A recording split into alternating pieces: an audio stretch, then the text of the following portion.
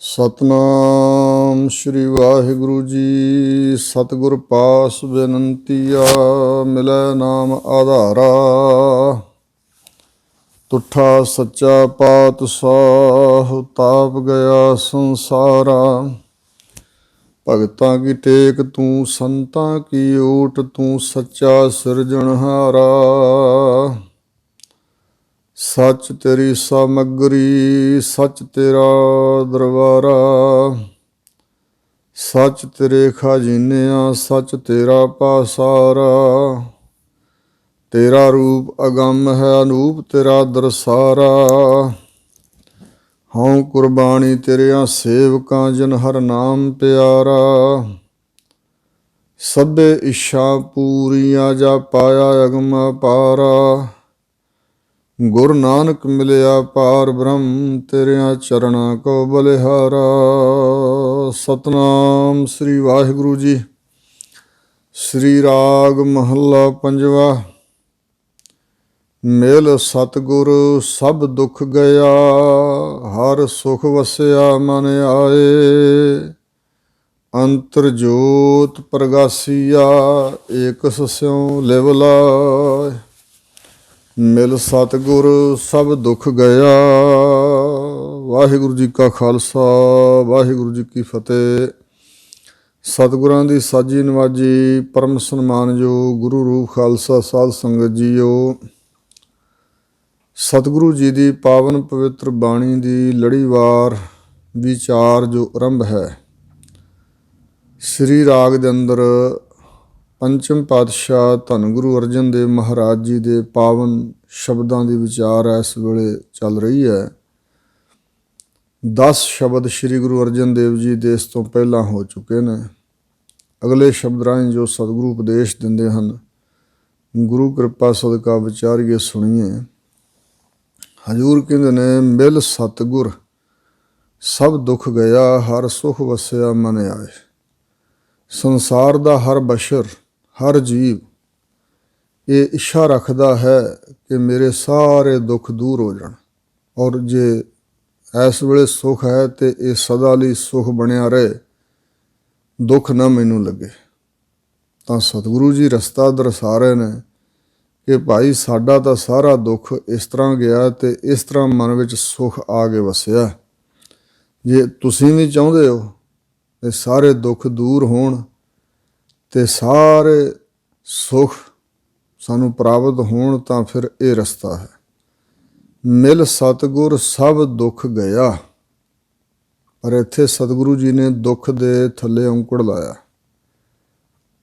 ਜਿਸ ਦੁੱਖ ਵਿੱਚੋਂ ਸਾਰੇ ਦੁੱਖਾਂ ਦੀ ਪੈਦਾਇਸ਼ ਹੈ, ਜਿਵੇਂ ਬਚਨ ਹੈ ਹਜ਼ੂਰ ਦਾ, ਦੁੱਖ ਤਦੇ ਜਾਂ ਵਿਸਰ ਜਾਵੇ।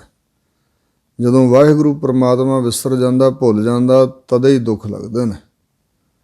ਇਹੀ ਵੱਡਾ ਦੁੱਖ ਹੈ, ਇਹ ਮੁੱਢ ਹੈ ਸਾਰੇ ਦੁੱਖਾਂ ਦਾ।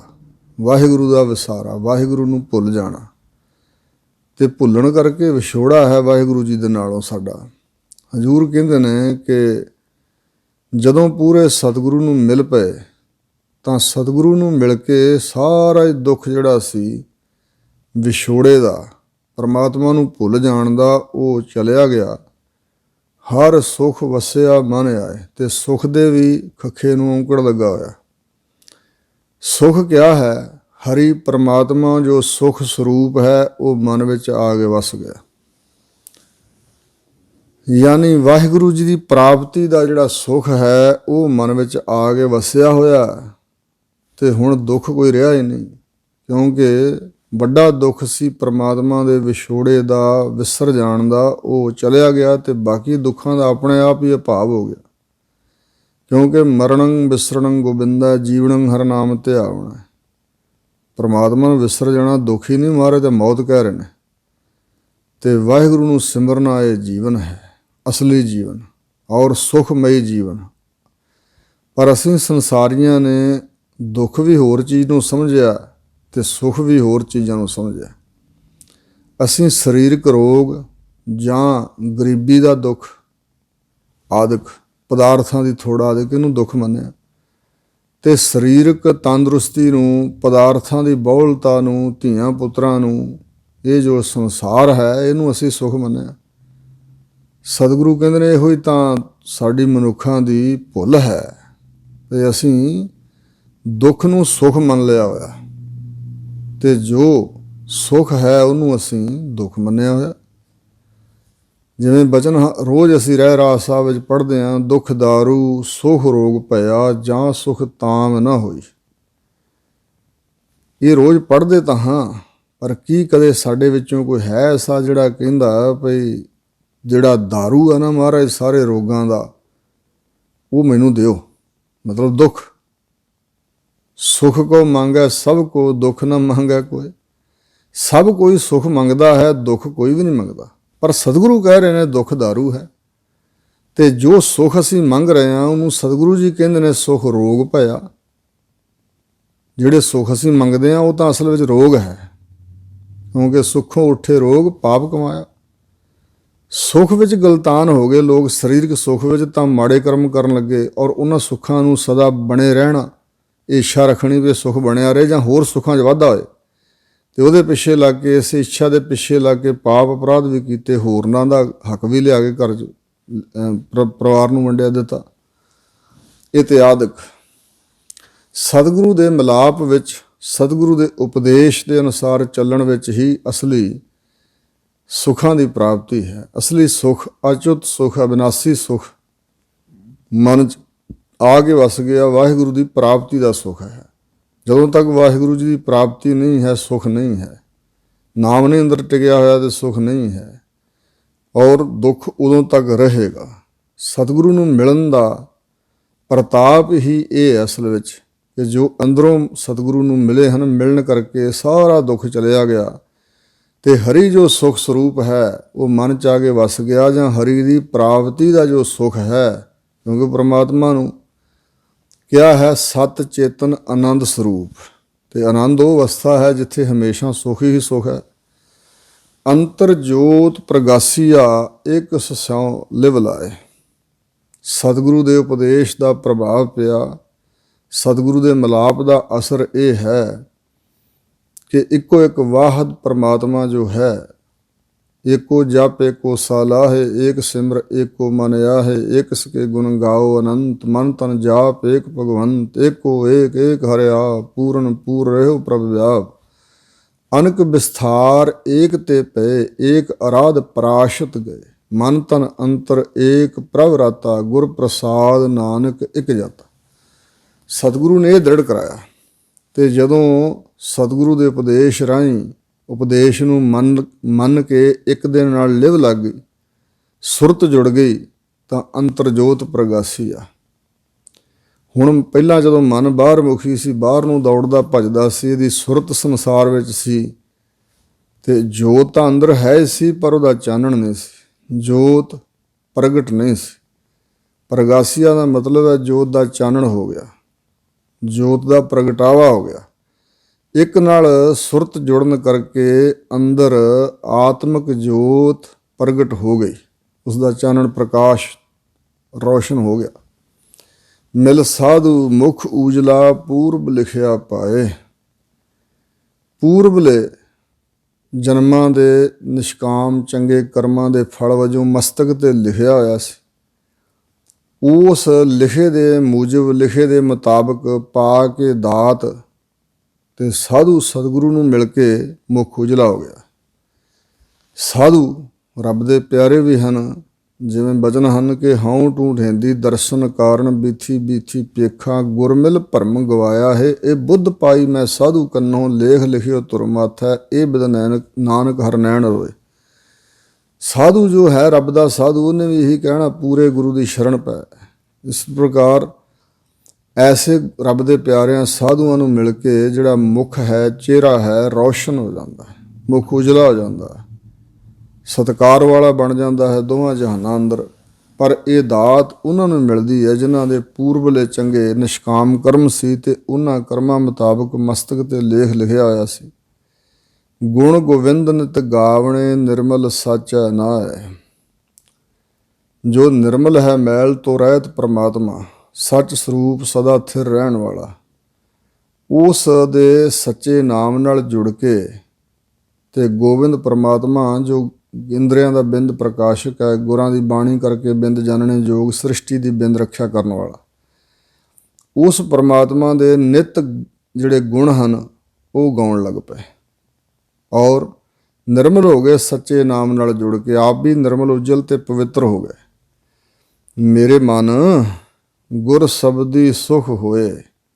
ਹਜ਼ੂਰ ਕਹਿੰਦੇ ਨੇ ਆਪਣੇ ਮਨ ਨੂੰ ਸਮਝਾਓ, ਮਨ ਨੂੰ ਮੁਖਾਤਬ ਹੋ ਕੇ ਉਪਦੇਸ਼ ਦਿਓ ਕਿ ਹੋ ਮੇਰੇ ਮਨਾ, ਜੇ ਤੂੰ ਸੁਖ ਭਾਲਦਾ, ਸੁਖ ਦੀ ਇੱਛਾ ਕਰਦਾ ਹੈ ਤਾਂ ਗੁਰ ਸ਼ਬਦੀ ਸੁਖ ਹੋਏ। ਗੁਰਾਂ ਦੇ ਸ਼ਬਦ ਉਪਦੇਸ਼ ਦੁਆਰਾ ਗੁਰੂ ਮੁਖ ਤੋਂ ਜਿਹੜਾ ਗੁਰਮੰਤਰ ਪ੍ਰਾਪਤ ਹੋਇਆ, ਜੋ ਵਾਹਿਗੁਰੂ ਦੇ ਨਾਮ ਦਾ ਉਚਾਰਨ ਕਰਨ ਦਾ ਉਪਦੇਸ਼ ਦਿੱਤਾ ਸਤਿਗੁਰੂ ਨੇ, ਉਸ ਗੁਰੂ ਮੁਖ ਤੋਂ ਨਿਕਲੇ ਹੋਏ ਉਪਦੇਸ਼ ਮੇ ਬਚਨਾਂ ਨਾਲ ਗੁਰਮੰਤਰ ਦੁਆਰਾ ਆਤਮਿਕ ਸੁਖ ਦੀ ਪ੍ਰਾਪਤੀ ਹੁੰਦੀ ਹੈ। ਗੁਰ ਪੂਰੇ ਕੀ ਚਾਕਰੀ ਬਿਰਥਾ ਜਾਏ ਨਾ ਕੋਏ। ਜੋ ਪੂਰਾ ਗੁਰੂ ਹੈ, ਅਧੂਰੇ ਗੁਰੂ ਵੀ ਹੁੰਦੇ ਨੇ, ਮਤਲਬ ਗੁਰੂ ਤਾਂ ਕਹਾਉਂਦੇ ਹੋਣ ਪਰ ਪੂਰਨ ਪਦ ਤੇ ਨਾ ਪਹੁੰਚੇ ਹੋਣ। ਗੁਰੂ ਜਿਨ੍ਹਾਂ ਕਾ ਅੰਧਲਾ ਸਿੱਖ ਵੀ ਅੰਧੇ ਕਰਮ ਕਰੇਨ, ਜਿਹੜਾ ਆਪ ਹੀ ਅੰਨਾ ਅਗਿਆਨ ਵਿੱਚ ਫਸਿਆ ਹੈ। ਜਿਵੇਂ ਕਬੀਰ ਜੀ ਨੇ ਕਿਹਾ ਸੀ, ਕਬੀਰ ਬਾਹਮਣ ਗੁਰੂ ਹੈ ਜਗਤ ਕਾ, ਭਗਤਨ ਕਾ ਗੁਰ ਨਾ ਹੈ। ਅਰਜ ਉਰਜ ਕੈ ਪਚਮੂਆ, ਚਾਰਹੁ ਬੇਦਹੁ ਮਾਹੇ। ਕਬੀਰ ਮਾਏ ਮੂੰਡੋ ਤਿਹ ਗੁਰੂ ਕੀ। ਉਸ ਤਿਸ ਗੁਰੂ ਦੀ ਤਾਂ ਸਿਰ ਮਾਂ ਦਾ ਸਿਰ ਮੁੰਦੀ ਹੈ ਕਹਿੰਦੇ। ਜਾ ਤੇ ਭਰਮ ਨਾ ਜਾਏ, ਜਿਸ ਦੀ ਚਰਨੀ ਲੱਗਣ ਦੇ ਬਾਵਜੂਦ, ਉਪਦੇਸ਼ ਲੈਣ ਦੇ ਬਾਵਜੂਦ ਭਰਮੰਦਾਂ ਦੂਰ ਹੋਵੇ। ਆਪ ਡੁੱਬੇ ਚੋਂ ਵੇਦ ਮੈਂ ਚੇਲੇ ਦੀਏ ਬਹਾਏ। ਆਪ ਚੋਂ ਵੇਦਾਂ ਨੂੰ ਪੜ੍ਹ ਪੜ੍ਹ ਕੇ ਵਿੱਚ ਡੁੱਬ ਗਏ, ਤਰੇ ਨਹੀਂ। ਤਾਤ ਪਰਜ ਨਹੀਂ ਸਮਝਿਆ, ਕਮਾਇਆ ਕੁਛ ਨਹੀਂ। ਪੜ੍ਹ ਕੇ ਵਤੰਡਾਵਾਦੀ ਬਣ ਗਏ ਤੇ ਵੇਦ ਪਾਠੀ, ਵੇਦਾਂ ਦੇ ਗਿਆਤਾ ਕਹਾ ਲਿਆ। ਆਪ ਡੁੱਬ ਗਏ, ਚੇਲੇ ਵੀ ਰੋੜ ਦਿੱਤੇ। ਇਸ ਪ੍ਰਕਾਰ ਅੰਧੇ ਗੁਰੂ ਤੇ ਭਰਮ ਨਾ ਜਾਏ।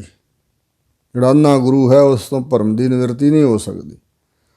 ਪਰ ਪੂਰੇ ਗੁਰੂ ਦੀ ਜਿਹੜੀ ਚਾਕਰੀ ਹੈ, ਸੇਵਾ ਹੈ, ਇਹ ਸੇਵਾ ਕਰਨ ਵਾਲਾ ਬਿਰਥਾ ਜਾਏ ਨਾ ਕੋਏ। ਜੋ ਵੀ ਪੂਰੇ ਗੁਰੂ ਦੀ ਸੇਵਾ ਕਮਾਉਂਦਾ ਹੈ, ਸ਼ਰਨ ਵਿੱਚ ਆਉਂਦਾ ਹੈ, ਗੁਰੂ ਦੇ ਆਖੇ ਲੱਗਦਾ ਹੈ, ਉਹ ਗੁਰੂ ਦੇ ਦਰ ਤੋਂ ਕੋਈ ਖਾਲੀ ਨਹੀਂ ਜਾਂਦਾ ਹੈ। ਰਹਾਓ ਮਨ ਕੀਆਂ ਇੱਛਾ ਪੂਰੀਆਂ, ਪਾਇਆ ਨਾਮ ਨਿਧਾਨ। ਜਦੋਂ ਗੁਰੂ ਮਹਾਰਾਜ ਦੇ ਪਾਸੋਂ ਨਾਮ ਦਾ ਖਜ਼ਾਨਾ ਪ੍ਰਾਪਤ ਹੋਇਆ ਤਾਂ ਮਨ ਵਿੱਚ ਜਿਹੜੀਆਂ ਪਹਿਲਾਂ ਇੱਛਾ ਸਨ ਉਹ ਵੀ ਪੂਰੀਆਂ ਹੋ ਗਈਆਂ। ਮਨ ਦੀਆਂ ਇੱਛਾ ਪੂਰੀਆਂ ਹੋਣ ਦਾ ਇੱਕ ਇਹ ਵੀ ਢੰਗ ਹੈ, ਇਹ ਵੀ ਤਾਤਪਰਜ ਹੈ ਵੀ ਇੱਛਾ ਰਹਿ ਹੀ ਕੋਈ ਨਹੀਂ ਜਾਂਦੀ। ਪਹਿਲਾਂ ਪਹਿਲ ਤਾਂ ਜਿਹੜੇ ਲੋਕ ਪਰਮਾਰਥ ਦੇ ਰਾਹ 'ਤੇ ਚੱਲਦੇ ਨੇ ਨਾ, ਮਨੋ ਤਨੋ, ਪਹਿਲਾਂ ਪਹਿਲ ਤੀਬਰ ਇੱਛਾ ਜਿਹੜੀਆਂ ਹੁੰਦੀਆਂ ਨੇ ਨਾ, ਬਹੁਤੀਆਂ ਜ਼ਬਰਦਸਤ ਜ਼ਿਆਦਾ ਬੈਠੀਆਂ ਹਿਰਦੇ 'ਚ, ਉਹ ਪੂਰੀਆਂ ਹੁੰਦੀਆਂ। ਸਹਿਜੇ ਸਹਿਜੇ ਉਹ ਵਾਰੀ ਵਾਰੀ ਇੱਛਾ ਪੂਰੀਆਂ ਹੁੰਦੀਆਂ। ਫਿਰ ਜਿਵੇਂ ਜਿਵੇਂ ਮਨ ਦੀ ਮੈਲ ਉਤਰਦੀ ਜਾਂਦੀ ਹੈ, ਗਿਆਨ ਵੱਧਦਾ ਜਾਂਦਾ, ਅਗਿਆਨ ਮਿਟਦਾ ਜਾਂਦਾ, ਫਿਰ ਇੱਛਾ ਹੀ ਨਹੀਂ ਰਹਿੰਦੀਆਂ। ਇਹ ਇੱਛਾ ਦਾ ਪੂਰੀਆਂ ਹੋ ਜਾਣਾ। ਉਸ ਵੇਲੇ ਫਿਰ ਇੱਛਾ ਫੁਰਦੀ ਨਹੀਂ ਹੈ ਤੇ ਇਸ ਕਰਕੇ ਉਹ ਇੱਛਾ ਦਾ ਭੋਗ ਪੈ ਗਿਆ ਮਨ ਨੂੰ, ਇੱਛਾਵਾਂ ਖਤਮ ਹੋ ਗਈਆਂ। ਅੰਤਰਜਾਮੀ ਸਦਾ ਸੰਗ ਕਰਨਾ ਹਾਰ ਪਛਾਣ। ਅੰਤਰਜਾਮੀ ਅੰਦਰ ਦੀਆਂ ਜਾਣਨ ਵਾਲਾ, ਇਹ ਵੀ ਅਰਥ ਕੀਤਾ ਜਾਮੇ ਦੇ ਅੰਦਰੋਂ ਪ੍ਰੇਰਨਾ ਦੇਣ ਵਾਲਾ ਵਾਹਿਗੁਰੂ। ਅੰਤਰਜਾਮੀ ਸਭਨਾਂ ਦੇ ਅੰਦਰ ਦੀ ਜਾਣਨ ਵਾਲਾ, ਸਦਾ ਸੰਗ, ਸਦਾ ਅੰਗ ਸੰਗੇ ਅਭੰਗੰ ਵਿਭੂਤੇ, ਸਦਾ ਅੰਗ ਸੰਗ ਰਹਿਣ ਵਾਲਾ। ਕਰਨਾ ਹਾਰ ਪ੍ਰਮਾਤਮਾ ਅਕਾਲ ਪੁਰਖ, ਉਹਨੂੰ ਪਛਾਣ ਲਿਆ। ਇਸ ਪ੍ਰਕਾਰ ਸਾਨੂੰ ਉਪਦੇਸ਼ ਦਿੰਦੇ ਨੇ ਕਿ ਅੰਤਰਜਾਮੀ ਪ੍ਰਮਾਤਮਾ ਸਦਾ ਤੇਰੇ ਅੰਗ ਸੰਗ ਹੈ, ਸਦਾ ਸਾਥ ਵਸਦਾ ਹੈ। ਉਸ ਨੂੰ ਸਭ ਕੁਝ ਕਰਨਾ ਹਾਰ ਵਜੋਂ, ਕਿ ਸਭ ਕੁਝ ਕਰਨ ਵਾਲਾ ਆਪ ਆ, ਇੰਜ ਪਛਾਣੋ। ਇਹ ਨਾ ਸਮਝੋ ਕਿ ਅਸੀਂ ਕੁਝ ਕਰ ਰਹੇ ਹਾਂ, ਅਸੀਂ ਕੁਝ ਬਣਾ ਲਾਂਗੇ, ਅਸੀਂ ਕਰ ਲਵਾਂਗੇ। ਸਦਾ ਜਿਹੜਾ ਨਾਲ ਰਹਿਣ ਵਾਲਾ ਅੰਤਰਜਾਮੀ ਹੈ, ਉਹਨੂੰ ਕਰਨਾ ਹਾਰ ਦੇ ਤੌਰ 'ਤੇ ਪਛਾਣੋ। ਗੁਰ ਸ਼ਬਦੀ ਮੁਖ ਉਜਲਾ, ਜਪ ਨਾਮ ਦਾਨ ਇਸਨਾਨ। ਗੁਰ ਪ੍ਰਸਾਦੀ ਮੁਖ ਉਜਲਾ, ਮਾਫ ਕਰਨਾ, ਗੁਰੂ ਦੀ ਪ੍ਰਸਾਦ ਪ੍ਰਸੰਨਤਾ। ਸਤਿਗੁਰੂ ਦੇ ਆਖੇ ਲੱਗੀਏ ਤੇ ਸਤਿਗੁਰੂ ਪ੍ਰਸੰਨ ਹੁੰਦੇ ਨੇ। ਸਤਿਗੁਰੂ ਦੀ ਪ੍ਰਸੰਨਤਾ ਦੁਆਰਾ, ਕਿਰਪਾ ਬਖਸ਼ਿਸ਼ ਦੁਆਰਾ ਮੁਖ ਉਜਲਾ ਹੋ ਜਾਂਦਾ। ਲੋਕ ਪ੍ਰਲੋਕ ਵਿੱਚ ਇੱਜ਼ਤ ਮਿਲਦੀ ਹੈ। ਕਿਉਂ ਕਿਵੇਂ ਜੀ? ਜਪ ਨਾਮ ਦਾਨ ਇਸਨਾਨ। ਗੁਰੂ ਦੇ ਉਪਦੇਸ਼ ਦੁਆਰਾ ਜਪ ਕੇ ਨਾਮ ਨੂੰ, ਤੇ ਦਾਨ ਨਾਮ ਸੇਵਾ ਦਾ। ਧਰਮ ਦੀ ਕਿਰਤ ਵਿੱਚੋਂ ਦਸਵੰਧ ਜਿਹੜਾ ਹੋਰ ਲੋੜਵੰਦਾਂ ਵਾਸਤੇ ਧਰਮ ਅਰਥ ਖਰਚਣਾ, ਇਹ ਸੇਵਾ ਹੋ ਗਈ। ਅਤੇ ਸਰੀਰ ਦਾ ਇਸ਼ਨਾਨ ਵੀ ਰੋਜ਼ ਕਰਨਾ, ਪਰ ਮਨ ਦਾ ਇਸ਼ਨਾਨ ਬੜਾ ਜ਼ਰੂਰੀ ਹੈ।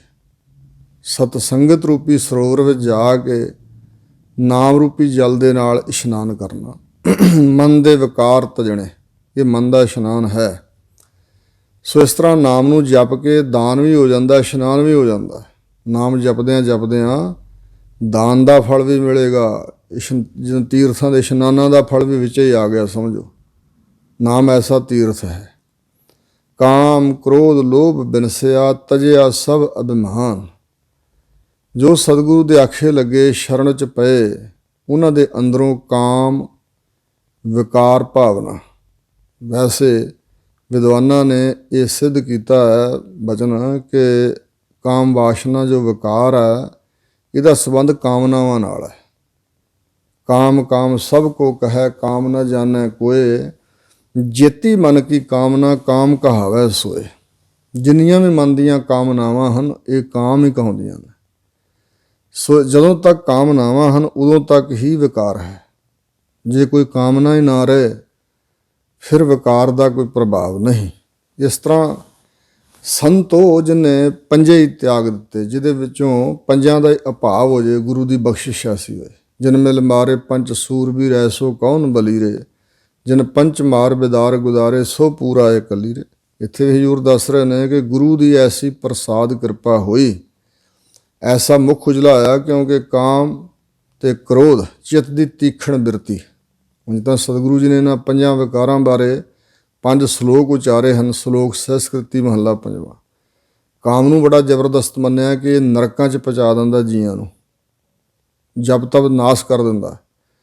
ਔਰ ਜਿਹੜਾ ਕ੍ਰੋਧ ਹੈ, ਇਹ ਮਨੁੱਖ ਨੂੰ ਬਾਂਦਰ ਵਾਂਗ ਨਚਾਉਂਦਾ ਹੈ, ਪਾਪ ਕਰਾ ਦਿੰਦਾ, ਕਤਲ ਕਰਾ ਦਿੰਦਾ। ਲੋਭ ਵੀ, ਇਹ ਕੁੱਤੇ ਦੇ ਹਲਕਾ ਵਰਗਾ ਲੋਭ ਨੂੰ ਮੰਨਿਆ ਹੈ।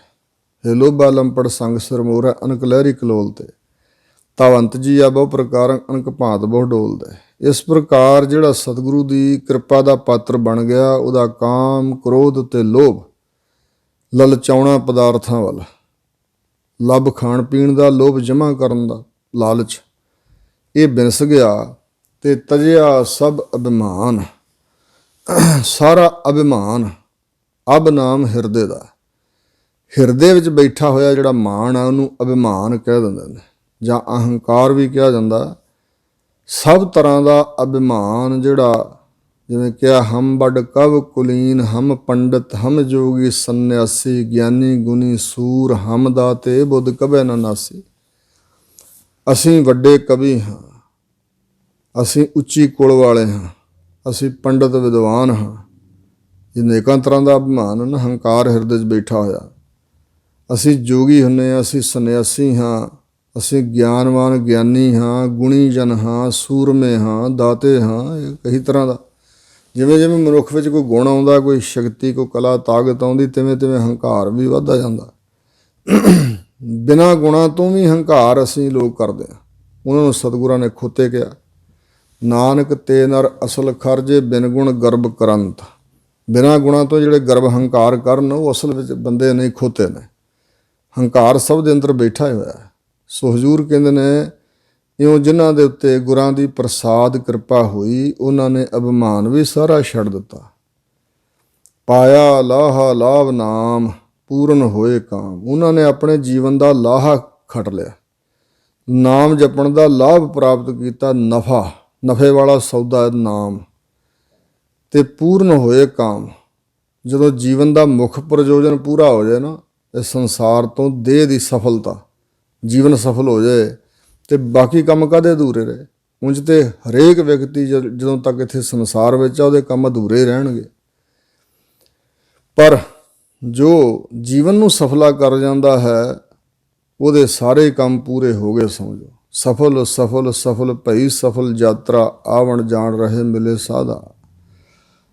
ਕਰ ਕਿਰਪਾ ਪ੍ਰਭ ਮੇਲਿਆ, ਦੀਆ ਆਪਣਾ ਨਾਮ। ਪ੍ਰਭੂ ਨੇ ਕਿਰਪਾ ਕਰਕੇ ਜਿਹਨੂੰ ਆਪਣੇ ਨਾਲ ਮਿਲਣਾ ਹੁੰਦਾ, ਉਹਨੂੰ ਗੁਰੂ ਮਹਾਰਾਜ ਨਾਲ ਮਿਲਾ ਕੇ ਨਾਮ ਦੀ ਦਾਤ ਬਖਸ਼ਦੇ ਨੇ। ਪ੍ਰਭੂ ਪਰਮਾਤਮਾ ਨੇ ਕਿਰਪਾ ਕਰਕੇ ਆਪਣਾ ਨਾਮ ਬਖਸ਼ਿਆ, ਤੇ ਉਸ ਨਾਮ ਦੀ ਬਦੌਲਤ ਆਪਣੇ 'ਚ ਮੇਲ ਲਿਆ, ਅਭੇਦ ਕਰ ਲਿਆ। ਆਵਣ ਜਾਣਾ ਰਹਿ ਗਿਆ, ਆਪ ਹੋਆ ਮਿਹਰਬਾਨ। ਜਦੋਂ ਵਾਹਿਗੁਰੂ ਪਰਮਾਤਮਾ ਆਪ ਮਿਹਰ ਦੇ ਘਰ ਵਿੱਚ ਆਇਆ, ਜਿਹਨੂੰ ਮਿਹਰ ਕਰਨ ਦੀ ਆਦਤ ਪਈ ਹੋਈ ਹੈ, ਜਦੋਂ ਆਪ ਮਿਹਰਬਾਨ ਹੋਇਆ ਤਾਂ ਫਿਰ ਉਸ ਜੀਵ ਦਾ ਆਉਣਾ ਜਾਣਾ ਰਹਿ ਗਿਆ ਦਾ ਮਤਲਬ ਹੈ ਮੁੱਕ ਗਿਆ। ਆਵਣ ਜਾਣ ਰਹੇ, ਆਉਣਾ ਜਾਣੇ ਮੁੱਕ ਗਏ। ਸੱਚ ਮਹਿਲ ਘਰ ਪਾਇਆ, ਗੁਰ ਕਾ ਸ਼ਬਦ ਪਛਾਣ। ਸਤਿਗੁਰੂ ਮਹਾਰਾਜ ਦੇ ਸ਼ਬਦ ਦੀ ਪਛਾਣ ਹੋਵੇ, ਭਾਵ ਗੁਰੂ ਦੇ ਸ਼ਬਦ ਦੀ ਮਹਿਮਾ ਨੂੰ ਹਿਰਦੇ 'ਚ ਪ੍ਰਪੱਕ ਕਰ ਲਿਆ ਤਾਂ ਸੱਚ ਮਹਿਲ ਘਰ ਪਾਇਆ। ਜੋ ਸੱਚ ਸਰੂਪ ਹੈ ਵਾਹਿਗੁਰੂ, ਉਸ ਦੇ ਸਰੂਪ ਦਾ ਜਿਹੜਾ ਗਿਆਨ ਹੈ, ਇਹ ਉਹਨਾਂ ਨੇ ਆਪਣਾ ਘਰ ਪ੍ਰਾਪਤ ਕਰ ਲਿਆ। ਅਸਲ ਟਿਕਾਣਾ ਜਿਹੜਾ ਹੈ ਵਾਹਿਗੁਰੂ ਦੇ ਚਰਨਾਂ ਵਿੱਚ ਉਹਨਾਂ ਨੇ ਪ੍ਰਾਪਤ ਕੀਤਾ। ਭਗਤ ਜਨਾਂ ਕੋ ਰਾਖਦਾ ਆਪਣੀ ਕਿਰਪਾ ਧਾਰ। ਜਿਹੜੇ ਵਾਹਿਗੁਰੂ ਦੇ ਭਗਤ ਜਨ ਹਨ, ਉਹਨਾਂ ਦੀ ਵਾਹਿਗੁਰੂ ਜੀ ਰੱਖਿਆ ਕਰਦੇ ਨੇ ਸੰਸਾਰ ਸਮੁੰਦਰ ਵਿੱਚ ਡੁੱਬਣ ਤੋਂ, ਵਿਕਾਰਾਂ ਤੋਂ, ਜਮਾਂ ਤੋਂ, ਦੁਸ਼ਮਣਾਂ ਤੋਂ ਆਪਣੀ ਕਿਰਪਾ ਧਾਰਨ ਕਰਕੇ, ਭਾਵ ਕਿਰਪਾ ਵਰਸਾ ਕੇ, ਕਿਰਪਾ ਮਿਹਰ ਕਰਕੇ ਆਪਣੇ ਭਗਤ ਜਨਾਂ ਦੀ ਰੱਖਦਾ ਹੀ ਆਇਆ ਪ੍ਰਮਾਤਮਾ। ਹਰ ਜੁਗ ਜੁਗ ਭਗਤੋ ਪਾਇਆ, ਪੈਜ ਰੱਖਦਾ ਰਾਮ ਰਾਜੇ। ਹਰਨਾਕਸ ਦੁਸ਼ਟ ਹਰ ਮਾਰਿਆ, ਪ੍ਰਹਿਲਾਦ ਤਰਾਇਆ। ਅਹੰਕਾਰੀ ਅਨੰਦਕਾਂ ਪਿੱਠ ਦੇ ਨਾਮ ਦਿਓ ਮੁਖ ਲਾਇਆ। ਇੰਝ ਰੱਖਦਾ, ਭਗਤ ਜਨਾਂ ਦੀ ਇੱਜ਼ਤ ਰੱਖਦਾ, ਭਗਤਾਂ ਦੀ ਸਦਾ ਤੂੰ ਰੱਖਦਾ, ਹਰ ਜੀਓ ਧੁਰ ਤੂੰ ਰੱਖਦਾ ਆਇਆ। ਔਰ ਇਸ ਪ੍ਰਕਾਰ ਬੜਿਆਂ ਥਾਵਾਂ 'ਤੇ ਆਪਣੇ ਪਿਆਰਿਆਂ ਦੀ ਰੱਖਿਆ ਕੀਤੀ ਹੈ। ਜਿਵੇਂ ਭਾਈ ਸਾਹਿਬ ਭਾਈ ਗੁਰਦਾਸ ਜੀ ਨੇ ਇੱਕ ਕਵਿਤ ਵਿੱਚ ਬਚਨ ਕੀਤੇ ਨੇ, ਦ੍ਰੋਪਤੀ ਕੁਪੀਨ ਮਾਤਰ ਦਈ ਜੋ ਮੁਨੀਸ਼ਰ ਹੈ, ਤਾਂ ਦੇ ਸਭ ਮੱਧ ਬਹਿਓ ਬਸਨ ਕੋ ਪ੍ਰਵਾਹ ਜੀ। ਜੈਸੇ ਤੋ ਗਜਿੰਦ ਅਰਬਿੰਦ ਗਹਿ ਭੇਟਦਾ, ਤਾਂ ਤੇ ਚੱਕਰਪਾਣ ਆਣ ਗਰਸੇ ਗਰਾਹ ਜੀ। ਤਨਕ ਤੰਦਲ ਜਗਦੀਸੈ ਦੇ ਸੁਦਾਮਾ, ਤਾਂ ਤੇ ਪਾਏ ਚਤੁਰ ਪਦਾਰਥ ਅਥਾ ਜੀ। ਕਹਾਂ ਕਰੈ ਕਉ ਕਛੂ ਹੋਤ ਨਾ ਕਾਹੂ ਕੇ ਕੀਏ, ਜਾ ਕਿ ਪ੍ਰਭ ਮਾਨ ਲਹਿ ਸਭੈ ਸੁਖ ਤਾਹੇ ਜੀ। ਰਕਸ਼ਾ ਕਰਦਾ, ਕਰ ਧਰੇ ਚੱਕਰ ਬੈਕੁੰਠ ਤੇ ਆਏ, ਗਜ ਹਸਤੀ ਕੇ ਪ੍ਰਾਣ ਉਧਾਰੀ ਅਲੇ। ਸੋ ਇਸ ਪ੍ਰਕਾਰ ਦੋ ਸਾਸਨ ਕੀ ਸਭਾ ਦ੍ਰੋਪਤੀ ਅੰਬਰ ਲੇਤ ਉਬਾਰੀ ਅਲੇ, ਐਸੇ ਬਚਨ ਸਤਿਗੁਰਾਂ ਕੀਤੇ ਨੇ। ਆਪਣੇ ਭਗਤਾਂ ਨੂੰ ਰੱਖਦਾ ਆਇਆ ਪ੍ਰਮਾਤਮਾ ਆਪਣੀ ਕਿਰਪਾ ਕਰਕੇ। ਹਲਤ ਪਲਤ ਮੁਖ ਊਜਲੇ, ਸਾਚੇ ਕੇ ਗੁਣਸਾਰ। ਸੱਚੇ ਅਕਾਲ ਪੁਰਖ ਦੇ ਜੋ ਗੁਣ ਹਨ, ਉਹਨਾਂ ਦੀ ਸਾਰ ਸੰਭਾਲ ਕਰਕੇ ਭਗਤਾਂ ਦੇ ਹਲਤ ਇਸ ਦੁਨੀਆ ਵਿੱਚ ਤੇ ਪਲਤ ਪਰਲੋਕ ਵਿੱਚ ਮੁਖ ਯਾਨੀ ਚਿਹਰੇ ਉਜਲੇ ਹੋ ਗਏ ਨੇ। ਭਗਤ ਜਨਾਂ ਦੀ ਵਡਿਆਈ ਇਸ ਦੁਨੀਆ ਵਿੱਚ ਵੀ ਹੈ ਤੇ ਵਾਹਿਗੁਰੂ ਦੇ ਦਰ 'ਤੇ ਵੀ ਹੈ। ਸੋ ਇਸ ਤਰ੍ਹਾਂ ਸੱਚੇ ਪ੍ਰਮਾਤਮਾ ਦੇ ਗੁਣਾਂ ਦੀ ਉਹਨਾਂ ਸਾਰ ਲਈ ਹੈ। ਸੱਚੇ ਵਾਹਿਗੁਰੂ ਦੇ ਗੁਣਾਂ ਨੂੰ ਉਹਨਾਂ ਨੇ ਸਾਰ ਸੰਭਾਲਿਆ ਆਪਣੇ ਹਿਰਦੇ 'ਚ। ਆਠ ਪਹਿਰ ਗੁਣ ਸਾਰ ਦੇ ਰੱਤੇ ਰੰਗ ਅਪਾਰ। ਜੋ ਅਪਾਰ ਪਾਰਾਵਾਰ ਤੋਂ ਰਹਿਤ ਨਾ ਬੇਅੰਤ ਪ੍ਰਮਾਤਮਾ, ਉਸ ਵਾਹਿਗੁਰੂ ਦੇ ਪ੍ਰੇਮ ਰੰਗ ਵਿੱਚ ਜੋ ਰੱਤੇ ਹੋਏ ਨੇ, ਉਹਨਾਂ ਦੀ ਨਿਸ਼ਾਨੀ ਇਹ ਹੈ ਕਿ ਅੱਠ ਪਹਿਰ ਗੁਣ ਸਾਰ ਦੇ ਵਾਹਿਗੁਰੂ ਦੇ ਗੁਣਾਂ ਨੂੰ ਬਿਆਨ ਕਰਦੇ ਨੇ। ਗੁਣਾਂ ਨੂੰ ਸਾਰਨਾ, ਗੁਣਾਂ ਦੀ ਸਾਰ ਕਰਨੀ, ਗੁਣਾਂ ਦਾ ਧਿਆਨ ਕਰਨਾ, ਗੁਣਾਂ ਨੂੰ ਸੰਭਾਲਣਾ। ਭਾਵ ਜਪਦੇ ਹਨ, ਗੁਣ ਗਾਉਂਦੇ ਹਨ ਵਾਹਿਗੁਰੂ ਦੇ। ਪਾਰ ਬ੍ਰਹਮ ਸੁਖ ਸਾਗਰੋ, ਨਾਨਕ ਸਦ ਬਲਿਹਾਰ। ਪਾਪਾਂ ਪੁੰਨਾਂ ਤੋਂ ਪਰੇ ਬ੍ਰਹਮ ਸ਼ੁੱਧ ਸਰੂਪ ਵਾਹਿਗੁਰੂ ਜੋ ਸੁੱਖਾਂ ਦਾ ਸਾਗਰ ਹੈ। ਅਸੀਂ ਵਾਹਿਗੁਰੂ 'ਤੇ ਵਿਸ਼ਵਾਸ ਨਹੀਂ ਕਰਦੇ, ਅਸੀਂ ਸਮਝਦੇ ਹਾਂ ਖੌਰੇ ਪ੍ਰਮਾਤਮਾ ਕਿਤੇ ਦੂਰ ਹੈ।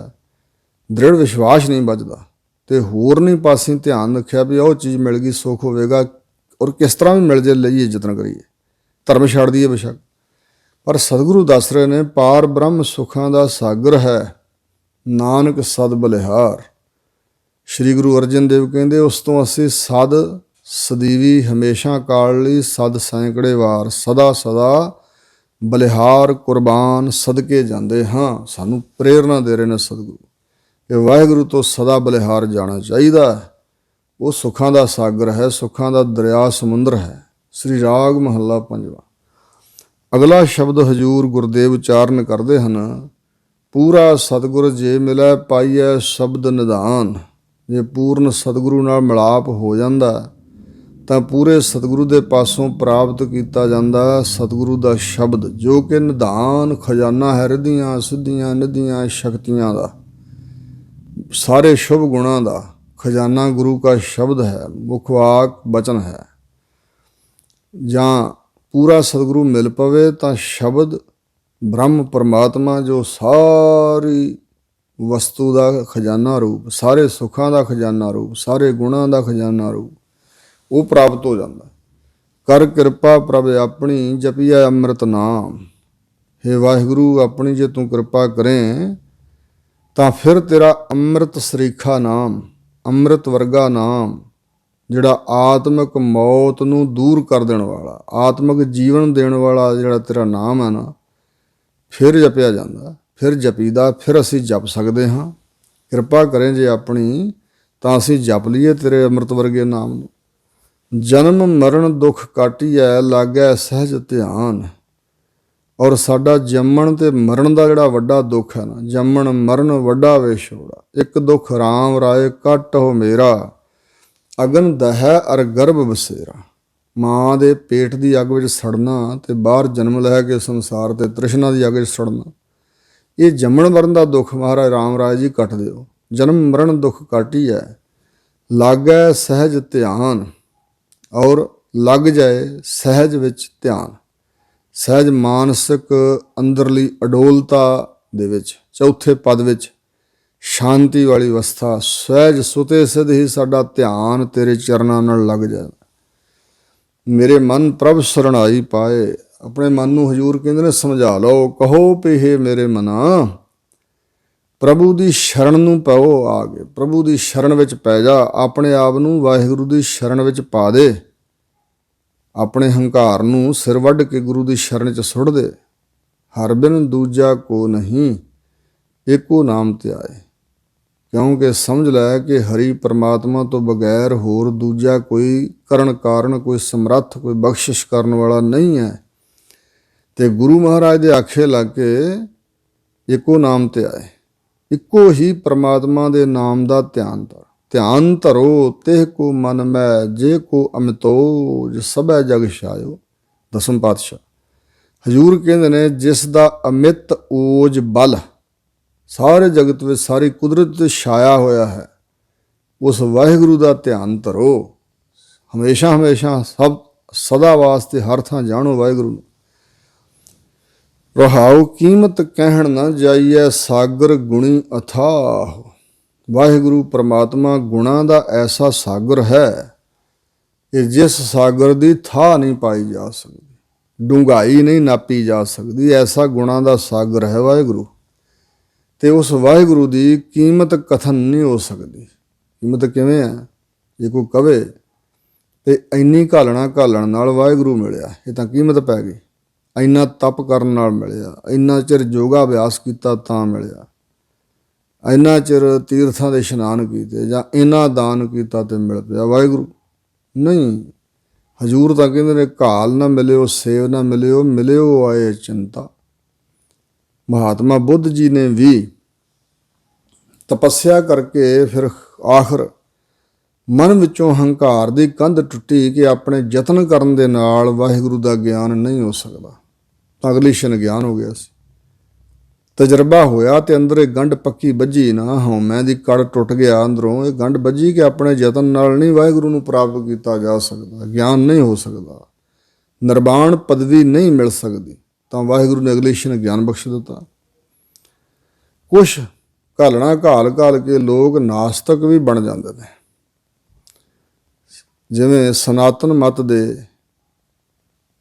ਇੱਕ ਕੇਸ਼ੋ ਚੰਦਰ ਨਾਂ ਦਾ ਵਿਅਕਤੀ ਬਹੁਤ ਪੜ੍ਹਾਈ ਕੀਤੀ ਸੀ, 4 ਵੇਦਾਂ ਦਾ ਗਿਆਤਾ ਤੇ 108 ਉਪਨਿਸ਼ਦਾਂ ਦਾ ਗਿਆਤਾ ਸੀ। ਪਰ ਸਾਧਨ ਕਰਨ ਤੋਂ ਬਾਅਦ, ਇੰਨੀ ਵਿੱਦਿਆ ਪੜ੍ਹਨ ਤੋਂ ਬਾਅਦ ਜਦੋਂ ਨਿਰਾਸ਼ ਹੋ ਗਿਆ ਤੇ ਉਹ ਨਾਸਤਕ ਬਣ ਗਿਆ ਸੀ। ਤਾਂ ਫਿਰ ਇੱਕ ਬੰਗਾਲ ਦੇ ਰਹਿਣ ਵਾਲੇ ਸਨ ਰਾਮ ਕ੍ਰਿਸ਼ਨ ਸਵਾਮੀ ਜੀ, ਉਹ ਪੜ੍ਹੇ ਹੋਏ ਨਹੀਂ ਸੀ, ਅੰਗੂਠਾ ਲਾਉਣ ਵਾਲੇ ਸੀ, ਦਸਖਤ ਵੀ ਨਹੀਂ ਸੀ ਕਰਨਾ ਜਾਣਦੇ। ਤੇ ਉਹਨਾਂ ਨੂੰ ਜਾ ਕੇ ਕਹਿਣ ਲੱਗਾ, ਤੁਸੀਂ ਲੋਕਾਂ ਨੂੰ ਕਿਸੇ ਰੱਬ ਦੀ ਭਗਤੀ 'ਚ ਲਾ ਰਹੇ ਹੋ ਤੇ ਬੜਾ ਲੋਕਾਂ ਦਾ ਨੁਕਸਾਨ ਕਰ ਰਹੇ ਹੋ, ਜੋ ਹੈ ਹੀ ਨਹੀਂ, ਈਸ਼ਵਰ ਹੈ ਹੀ ਨਹੀਂ, ਉਸ ਬਾਰੇ ਇੰਨਾ ਪ੍ਰਚਾਰ ਕਰ ਰਹੇ ਤੁਸੀਂ, ਲੋਕਾਂ ਨੂੰ ਪੁੱਠੇ ਪਾਸੇ ਲਾਇਆ। ਮੈਨੂੰ ਤਾਂ ਲੱਭਾ ਨਹੀਂ ਅਜੇ ਤੱਕ, ਮੈਂ ਵੀ ਯਤਨ ਕਰਕੇ ਦੇਖਿਆ, ਪਰ ਅਸਲ ਗੱਲ ਇਹ ਹੈ ਕਿ ਹੈ ਨਹੀਂ। ਤਾਂ ਰਾਮ ਕ੍ਰਿਸ਼ਨ ਜੀ ਨੇ ਕਿਹਾ ਸੀ ਕਿ ਆਓ ਗੱਲਬਾਤ ਕਰਾਂਗੇ। ਕਹਿਣ ਲੱਗਾ ਫਿਰ ਮੈਂ ਸਾਰੀ ਦੁਨੀਆ ਦੇ ਸਾਹਮਣੇ ਕਰਨੀ। ਦਿਨ ਮਿਥਿਆ ਗਿਆ, ਕ੍ਰਿਸ਼ਨ ਜਨਮ ਅਸ਼ਟਮੀ ਦਾ ਦਿਨ ਮਿਥਿਆ ਗਿਆ। ਤਾਂ ਫਿਰ ਜਿਸ ਵੇਲੇ ਉਹ ਆਪਣੀਆਂ ਦਲੀਲਾਂ ਦਿੰਦਾ ਰਿਹਾ ਤਾਂ ਜਦੋਂ ਦਲੀਲ ਦੇ ਕੇ ਉੱਠ ਪੈਂਦਾ ਸੀ ਤੇ ਰਾਮ ਕ੍ਰਿਸ਼ਨ ਜੀ ਉਹਨੂੰ ਉੱਠ ਕੇ ਜੱਫੀ 'ਚ ਲੈ ਲੈਂਦੇ ਸੀ। ਕਰੀ ਗਿਆ, ਉਹ ਵਿਚਾਰਾਂ ਕਰੀ ਗਿਆ ਤੇ ਫਿਰ ਰਾਮ ਕ੍ਰਿਸ਼ਨ ਜੀ ਨੇ ਇੰਨਾ ਹੀ ਕਿਹਾ ਬਚਨ ਭਈ ਈਸ਼ਵਰ ਬਾਰੇ ਕਦੇ ਕਦੇ ਮੇਰੇ ਮਨ ਵਿੱਚ ਵੀ ਇਹ ਖਿਆਲ ਆਉਂਦਾ ਸੀ ਕਿ ਖਬਰੇ ਹੈ ਕਿ ਨਹੀਂ। ਇਸ ਤਰੀਕੇ ਨਾਲ ਉਹਨਾਂ ਬਚਨ ਕੀਤਾ। ਕਦੇ ਕਦੇ ਮੇਰੇ ਮਨ 'ਚ ਇਹ ਖਿਆਲ ਉਪਜਦਾ ਸੀ ਰੰਚਕ ਮਾਤਰ ਕਿ ਖਬਰੇ ਰੱਬ ਹੈ ਵੀ ਕਿ ਨਹੀਂ। ਪਰ ਇਸ ਬੰਦੇ ਦੀਆਂ ਐਡੇ ਵੱਡੇ ਵਿਦਵਾਨ ਦੀਆਂ ਦਲੀਲਾਂ ਇਹ ਸੁਣ ਕੇ ਕਿ ਰੱਬ ਹੈ ਨਹੀਂ, ਰੱਬ ਹੈ ਨਹੀਂ, ਮੈਨੂੰ ਪੱਕਾ ਯਕੀਨ ਬੱਝ ਗਿਆ ਕਿ ਪ੍ਰਮਾਤਮਾ ਹੈ। ਹੁਣ ਮੇਰਾ ਮਨ ਰੰਚਕ ਮਾਤਰ ਵੀ ਨਹੀਂ ਡੋਲੇਗਾ। ਦਲੀਲਾਂ ਤੇ ਨਾਸਤਿਕਤਾ ਦੀਆਂ ਦਿੱਤੀਆਂ ਸੀ, ਪਰ ਰਾਮ ਕ੍ਰਿਸ਼ਨ ਜੀ ਕਹਿਣ ਲੱਗੇ ਉਹ ਸਵਾਮੀ ਜੀ ਵੀ ਹੁਣ ਪੱਕਾ ਵਿਸ਼ਵਾਸ ਬੱਝ ਗਿਆ। ਇਹ ਜਿਹੜਾ ਬੰਦਾ ਇੰਨੀ ਵਿਦਿਆ ਦਾ ਮਾਲਕ ਹੈ, ਇਹ ਵਿਦਿਆ ਇਹਦੀ ਆਪਣੀ ਮਿਹਨਤ ਨਾਲ ਨਹੀਂ, ਇਹਨੂੰ ਰੱਬ ਨੇ ਇੰਨੀ ਵਿਦਿਆ ਦਿੱਤੀ ਹੈ। ਮੇਰਾ ਯਕੀਨ ਪਰਮਾਤਮਾ ਨੇ ਇਹਦੀ ਬੁੱਧੀ 'ਚ ਇੰਨਾ ਪ੍ਰਕਾਸ਼ ਪਾਇਆ, ਦਲੀਲਾਂ ਦਾ ਗਿਆਨ ਇੰਨਾ, ਮੇਰਾ ਪੱਕਾ ਯਕੀਨ ਬੱਝ ਗਿਆ ਕਿ ਪਰਮਾਤਮਾ ਹੈ। ਤਾਂ ਫਿਰ ਉਸ ਕੇਸ਼ੋ ਚੰਦਰ ਨਾਂ ਦੇ ਬੰਦੇ ਨੇ ਇਹ ਗੱਲ ਕਹੀ ਕਿ ਮੈਂ ਜਿੱਤਿਆ ਤਾਂ ਹਾਂ, ਲੱਖਾਂ ਦਾ ਇਕੱਠ ਸੀ, ਮੈਂ ਜਿੱਤ ਗਿਆ, ਇਹ ਹਾਰਿਆ, ਪਰ ਇਹ ਹਾਰ ਕੇ ਵੀ ਜਿੱਤੇ ਤੇ ਮੈਂ ਜਿੱਤ ਕੇ ਵੀ ਹਾਰ ਗਿਆ। ਇਹ ਹੱਸਦੇ ਹੀ ਰਹੇ ਨੇ, ਝਗੜੇ ਨਹੀਂ ਕੀਤੇ, ਇਹਨਾਂ ਕੋਈ ਬਹਿਸ ਨਹੀਂ ਕੀਤੀ ਤੇ ਇੱਕੋ ਹੀ ਬਚਨ ਕੀਤਾ ਅਖੀਰ ਤੇ ਮੈਂ ਇਸ ਬਚਨ ਦਾ ਕਾਇਲ ਹੋ ਗਿਆ। ਸੋ ਇਤਿਆਦਿਕ ਇਸੇ ਤਰ੍ਹਾਂ ਸਾਡੇ ਪੰਥ ਦੇ ਵੀ ਇੱਕ ਵਿਦਵਾਨ ਹੋਏ ਨੇ ਪ੍ਰਿੰਸੀਪਲ ਗੰਗਾ ਸਿੰਘ ਜੀ। 50-60 ਤਾਂ ਉਹਨਾਂ ਵਿਦਵਾਨ ਬਣਾਏ ਆਪਣੀ ਜ਼ਿੰਦਗੀ 'ਚ। ਜਿਹੜਾ ਸ਼ਹੀਦ ਸਿੱਖ ਮਿਸ਼ਨਰੀ ਕਾਲਜ ਹੈ ਦੇ ਉਹ ਪਹਿਲੇ ਪ੍ਰਿੰਸੀਪਲ ਸਨ ਤੇ ਬਹੁਤ ਵੱਡੇ ਵਿਦਵਾਨ ਸਨ। ਉਹ ਵੀ ਅਸਲ ਵਿੱਚ ਕੁਝ ਸਮੇਂ ਲਈ ਅੰਦਰੋਂ ਨਾਸਤਿਕ ਹੋ ਗਏ ਸਨ, ਕਿਉਂਕਿ ਨਿਰਾਸ਼ਾ ਪੱਲੇ ਪੈਂਦੀ ਆ। ਆਪਣੇ ਮਿਹਨਤ ਯਤਨਾਂ ਨਾਲ ਕਰ ਕਰਕੇ ਬੰਦਾ ਜਦੋਂ ਟੇਕ ਰੱਖਦਾ ਕਿ ਮੈਂ ਇੰਨੀ ਮਿਹਨਤ ਕੀਤੀ ਤੇ ਵਾਹਿਗੁਰੂ ਮਿਲਿਆ ਨਹੀਂ, ਗਿਆਨ ਨਹੀਂ, ਕੋਈ ਰਸ ਨਹੀਂ ਤੇ ਹੋਣਾ ਹੀ ਨਹੀਂ, ਐਸਾ ਵੀ ਵਾਪਰ ਜਾਂਦਾ ਵਿਦਵਾਨ ਬੰਦਿਆਂ ਨਾਲ, ਸਾਧਨ ਕਰਨ ਵਾਲਿਆਂ ਨਾਲ। ਚਾਲੇ ਥੇ ਹਰ ਮਿਲਣ ਕੋ ਬੀਚੇ ਅਟਕੇ ਉਚੀਤ।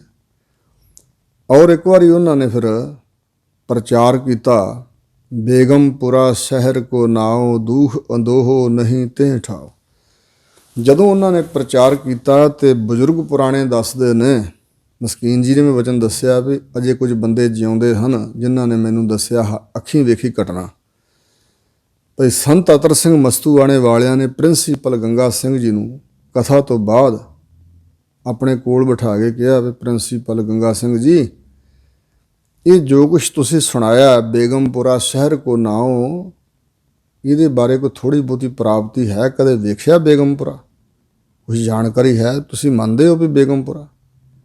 ਤਾਂ ਉਹਨੇ ਕਿਹਾ ਵੀ ਨਹੀਂ, ਮੈਂ ਨਹੀਂ ਮੰਨਦਾ। ਸਰੀਰ ਹੈ ਤਾਂ ਗਮ ਤਾਂ ਰਹਿਣਗੇ, ਬੇਗਮਪੁਰਾ ਤੇ ਕੋਈ ਸ਼ਹਿਰ ਨਹੀਂ, ਐਸੀ ਅਵਸਥਾ ਨਹੀਂ ਮੈਂ ਮੰਨਦਾ। ਮੈਂ ਸਿਰਫ ਸੁਣਾਇਆ ਹੀ ਆ ਜੋ ਪੜ੍ਹਿਆ ਹੋਇਆ, ਦਲੀਲਬਾਜ਼ੀ ਹੈ, ਪਰ ਅਸਲ ਵਿੱਚ ਹੈ ਨਹੀਂ।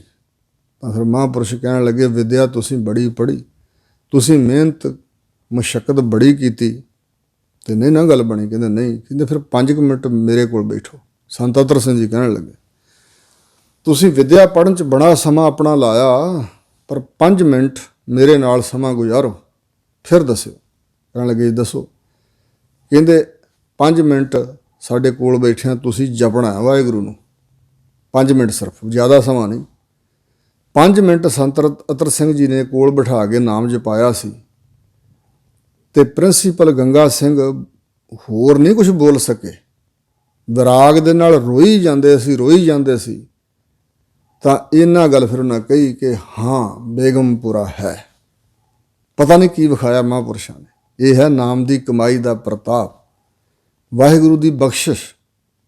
ਪਹਿਲਾਂ ਆਪ ਯਤਨ ਕੀਤੇ ਸੀ ਕਿ ਸ਼ਾਇਦ ਵਿਦਿਆ ਰਾਹੀਂ ਗਿਆਨ ਹੋ ਜਾਏਗਾ, ਵਿਦਿਆ ਪੜ੍ਹੀ ਸੀ ਪਰ ਬਖਸ਼ਿਸ਼ ਨਹੀਂ ਸੀ ਮਿਲੀ ਤੇ ਨਿਰਾਸ਼ਤਾ ਉਹਨਾਂ ਦੇ ਪੱਲੇ ਪੈ ਗਈ ਸੀ ਤੇ ਬੰਦਾ ਨਾਸਤਿਕ ਹੋ ਗਿਆ ਪ੍ਰਿੰਸੀਪਲ ਗੰਗਾ ਸਿੰਘ। ਪਰ ਉਸ ਦਿਨ ਤੋਂ ਲੈ ਕੇ ਫਿਰ ਉਹ ਆਸਤਿਕ ਬਣ ਗਏ ਤੇ ਫਿਰ ਸਾਰੀ ਉਮਰ ਜਿੰਨਾ ਚਿਰ ਉਹ ਜੀਵੇ ਫਿਰ ਆਸਤਿਕ ਬਣ ਕੇ ਤੇ ਸਿਮਰਨ ਦੀ ਕੋਈ ਦੌਲਤ ਉਹਨਾਂ ਨੂੰ ਮਿਲ ਗਈ, ਕੋਈ ਅੰਦਰ ਝਲਕਾਰਾ ਐਸਾ ਪਿਆ ਫਿਰ ਉਹ ਪ੍ਰਚਾਰ ਕੀਤਾ ਉਹਨਾਂ ਕਿ ਬੇਗਮਪੁਰਾ ਹੈ। ਸੋ ਜਿਵੇਂ ਇੱਕ ਦਿਨ ਇੱਕ ਸੱਜਣ ਇਹ ਗੱਲ ਕਹਿ ਰਿਹਾ ਸੀ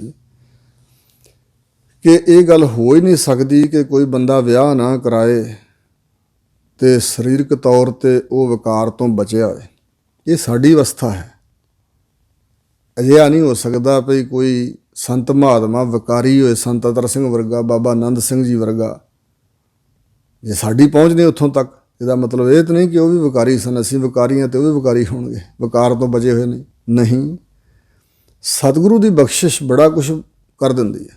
ਇਹ ਜਿੰਨੇ ਸੰਤ ਮਹਾਤਮਾ ਹੋਏ ਨੇ ਆਪਣੇ ਕਰਮ ਦੀ ਟੇਕ ਦੇ ਆਸਰੇ ਉਹ ਸੰਤ ਨਹੀਂ ਬਣੇ, ਵਾਹਿਗੁਰੂ ਦੀ ਬਖਸ਼ਿਸ਼ ਨਾਲ ਸੰਤ ਬਣੇ ਨੇ। ਅੰਦਰ ਲਗਨ ਸੱਚੀ ਸੀ ਤੇ ਵਾਹਿਗੁਰੂ ਦਾ ਨਾਮ ਵੀ ਸਿਮਰਦੇ ਸਨ, ਪਰ ਆਪਣੇ ਤੇ ਟੇਕ ਹੀ ਨਹੀਂ ਸੀ ਰੱਖੀ ਉਹਨਾਂ ਨੇ। ਕੜ ਟੁੱਟਾ ਹੋਏਗਾ ਹਉਮੈ ਦਾ ਤੇ ਤਾਂ ਹੀ ਗਿਆਨ ਦੀ ਪ੍ਰਾਪਤੀ ਹੋਈ ਨਾ। ਇਸ ਕਰਕੇ ਘਾਲ ਨਾ ਮਿਲਿਓ, ਸੇਵ ਨਾ ਮਿਲਿਓ ਆਇਆ ਚੰਤਾ। ਸੋ ਇਸ ਤਰ੍ਹਾਂ ਵਾਹਿਗੁਰੂ ਪਰਮਾਤਮਾ ਉਹਨਾਂ ਦੇ ਉੱਤੇ ਕਿਰਪਾ ਕਰਦਾ ਹੈ ਤੇ ਉਹ ਦਿਨੇ ਰਾਤ ਨਾਮ ਹੀ ਜਪਦੇ ਰਹਿੰਦੇ ਤੇ ਮੰਗਦੇ ਰਹਿੰਦੇ ਨੇ। ਸਤਿਗੁਰੂ ਮਹਾਰਾਜ ਕਹਿੰਦੇ ਨੇ ਭਈ ਵਾਹਿਗੁਰੂ ਦੀ ਕੀਮਤ ਨਹੀਂ ਕਥਨ ਕੀਤੀ ਜਾ ਸਕਦੀ। ਫਲਾਣੇ ਮਹਾਤਮਾ ਸੀ, ਇੰਨੇ ਪਾਠ ਸੁਖਮਨੀ ਸਾਹਿਬ ਦੇ ਕਰਦੇ ਸੀ, ਇੰਨੇ ਜਪ ਸਾਹਿਬ ਦੇ ਪਾਠ ਕਰਦੇ, ਇੰਨੀ ਕਮਾਈ ਕੀਤੀ ਤੇ ਸ਼ਾਇਦ ਅਸੀਂ ਵੀ ਉਨੀ ਕਰਾਂਗੇ, ਉਹਨਾਂ ਹੀ ਨਾਮ ਜਪਾਂਗੇ ਤੇ ਵਾਹਿਗੁਰੂ ਮਿਲ ਪਏਗਾ। ਜ਼ਰੂਰੀ ਨਹੀਂ ਹੈ। ਨਾਮ ਜਪਣਾ ਚਾਹੀਦਾ, ਸਾਡਾ ਫਰਜ਼ ਹੈ। ਰੱਬ ਨੇ ਬੇਅੰਤ ਦਾਤਾਂ ਨਾਲ ਨਿਵਾਜਿਆ, ਪਰ ਪ੍ਰਮਾਤਮਾ ਦੀ ਪ੍ਰਾਪਤੀ ਦਾ ਮੁੱਲ ਨਹੀਂ ਹੈ ਇਹ ਸਾਡੇ ਕੋਲ ਆਹ ਸਾਧਨ ਹਨ ਤੇ ਉਹਦਾ ਨਾ ਮਿਲ ਪਿਆ। ਨਹੀਂ, ਆਪਣੇ ਤੇ ਟੇਕ ਨਹੀਂ ਰੱਖਣੀ, ਇਹੀ ਕੀਮਤ ਪਾਉਣੀ ਹੈ। ਮਹਾਰਾਜ ਕਹਿੰਦੇ ਨੇ ਕੀਮਤ ਕਹਿਣ ਨਾ ਜਾਈਏ। ਪਰਮਾਤਮਾ ਦੀ ਕੀਮਤ ਮੁੱਲ ਕਥਨ ਨਹੀਂ ਕੀਤਾ ਜਾ ਸਕਦਾ। ਉਹ ਮਹਾਨ ਗੁਣਾਂ ਦਾ ਸਾਗਰ ਤੇ ਅਥਾਹ ਡੂੰਘਾ ਹੈ। ਅਥਾਹ ਹੈ, ਉਹਦੀ ਥਾਹ ਨਹੀਂ ਪਾਈ ਜਾਂਦੀ। ਵੱਡ ਭਾਗੀ ਮਿਲ ਸੰਗਤੀ, ਸੱਚਾ ਸ਼ਬਦ ਵਿਸਾਹੋ। ਜੋ ਵੱਡ ਭਾਗੀ ਹਨ, ਵੱਡਿਆਂ ਭਾਗਾਂ ਵਾਲੇ, ਸੰਗਤ ਵਿੱਚ ਮਿਲ ਕੇ ਸੱਚਾ ਸ਼ਬਦ ਖਰੀਦਦੇ ਹਨ, ਸੱਚੇ ਸ਼ਬਦ ਦਾ ਵਪਾਰ ਕਰਦੇ ਹਨ। ਆਪਣੇ ਸਰੀਰਕ ਤੌਰ ਤੇ ਦੁਨੀਆ 'ਚੋਂ ਸਮਾਂ ਕੱਢ ਕੇ ਆਪਣਾ ਸਮਾਂ ਭੇਟਾ ਕਰਨਾ, ਮਨ ਹਾਜ਼ਰ ਕਰਨਾ, ਧਿਆਨ ਦੇ ਕੇ ਸੁਣਨਾ, ਆਪਣੇ ਮਨ ਦਾ ਹੰਕਾਰ ਭੇਟਾ ਕਰ ਦੇਣਾ ਤੇ ਸਤਿਗੁਰੂ ਦਾ ਸ਼ਬਦ ਜਿਹੜਾ ਹੈ ਆਪਣੇ ਹਿਰਦੇ 'ਚ ਵਸਾਉਣ ਦਾ ਯਤਨ ਕਰਨਾ। ਇਹ ਖਰੀਦਦਾਰੀ ਕਰਨੀ ਹੈ। ਕਰ ਸੇਵਾ ਸੁਖ ਸਾਗਰ ਹੈ, ਸਿਰ ਸਾਹਾ ਪਾਤ ਸਾਹੋ।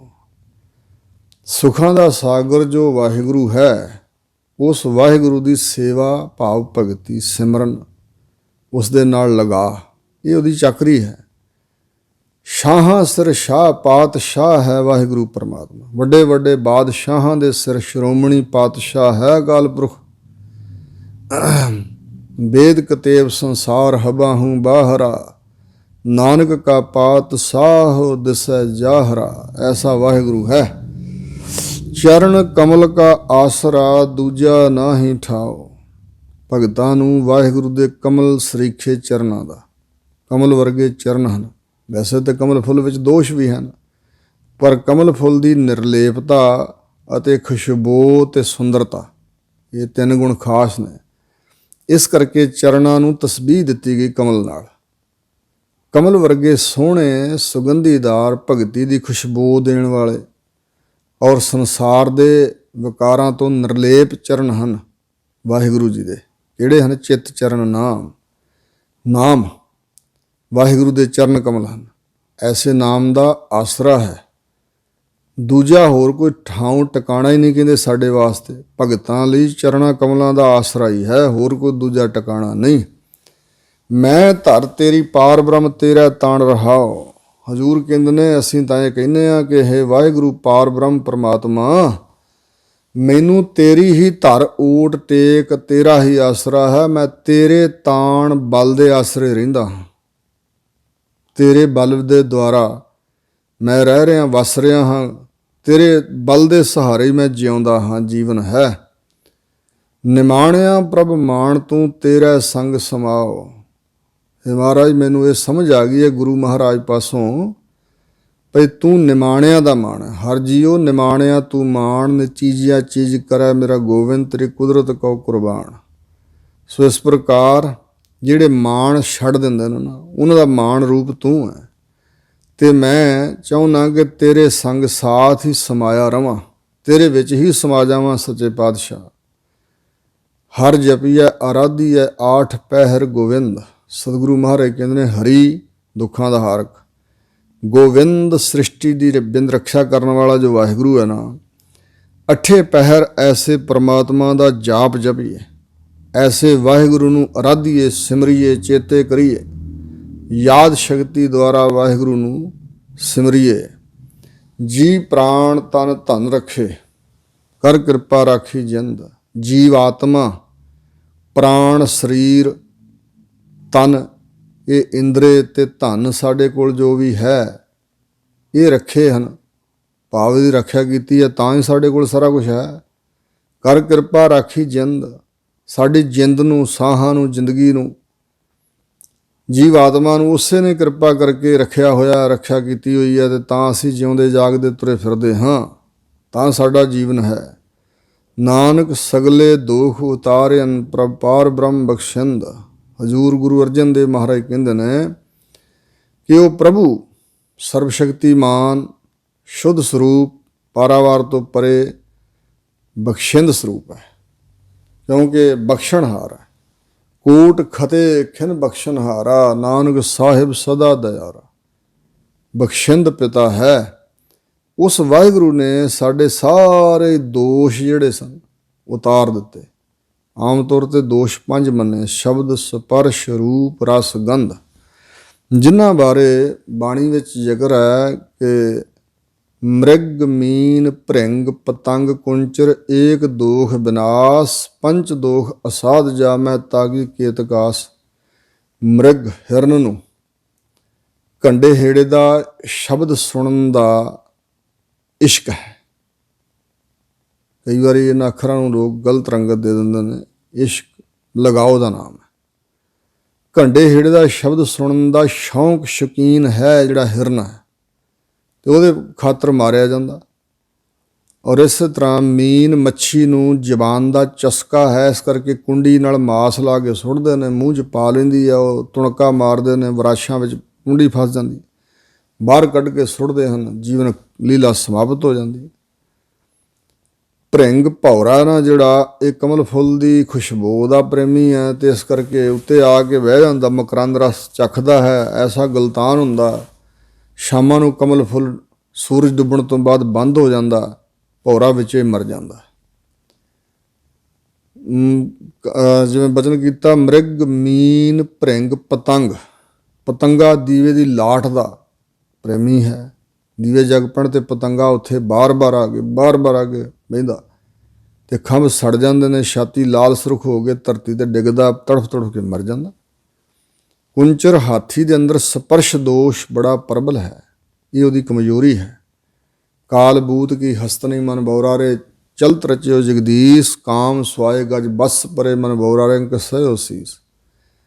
ਤੇ ਮੁਹਾਵਤ ਲੋਕਾਂ ਨੂੰ, ਸ਼ਿਕਾਰੀਆਂ ਨੂੰ ਪਤਾ, ਜੰਗਲ ਦੇ ਵਿੱਚ ਇੱਕ ਬਹੁਤ ਵੱਡਾ ਹਾਥੀ ਦੇ ਆਕਾਰ ਜਿਹਦਾ ਟੋਆ ਪੱਟਦੇ ਨੇ, ਉੱਪਰ ਛੋਟੀਆਂ ਲੱਕੜਾਂ ਰੱਖ ਕੇ ਉੱਪਰ ਘਾਹ ਫੂਸ ਸੁੱਟ ਦਿੰਦੇ ਨੇ, ਤੇ ਇੱਕ ਕਾਗਦਾਂ ਦਾ ਕਲਬੂਤ ਬਣਾਉਂਦੇ ਆ, ਹਥਨੀ ਜਿਵੇਂ ਹੋਏ, ਇਸ ਤਰ੍ਹਾਂ ਹਸਤਨੀ ਦਾ ਕਲਬੂਤ ਬਣਾ ਕੇ ਉੱਤੇ ਰੱਖ ਦਿੰਦੇ ਨੇ, ਆਪ ਦੂਰ ਬਹਿ ਜਾਂਦੇ ਆ। ਹਾਥੀ ਆਉਂਦਾ ਸਪਰਸ਼ ਦੋਸ਼ ਦੇ ਅਧੀਨ, ਔਰ ਥੱਲਿਓਂ ਲੱਕੜਾਂ ਟੁੱਟ ਜਾਂਦੀਆਂ ਨੇ, ਵਜਨਦਾਰ ਜੋ ਹੈ ਸਰੀਰ, ਤੇ ਟੋਏ 'ਚ ਡਿੱਗ ਪੈਂਦਾ। ਫਿਰ ਮਹੀਨਾ ਸਵਾ ਮਹੀਨਾ ਭੁੱਖਾ ਧਿਆਨ ਰੱਖ ਕੇ, ਇਨਾ ਮਨਾ ਕੇ ਫਿਰ ਬਾਹਰ ਕੱਢਦੇ, ਫਿਰ ਸਾਰੀ ਉਮਰ ਸਿਰ 'ਤੇ ਕੁੰਡੇ ਸਹਾਰਦਾ।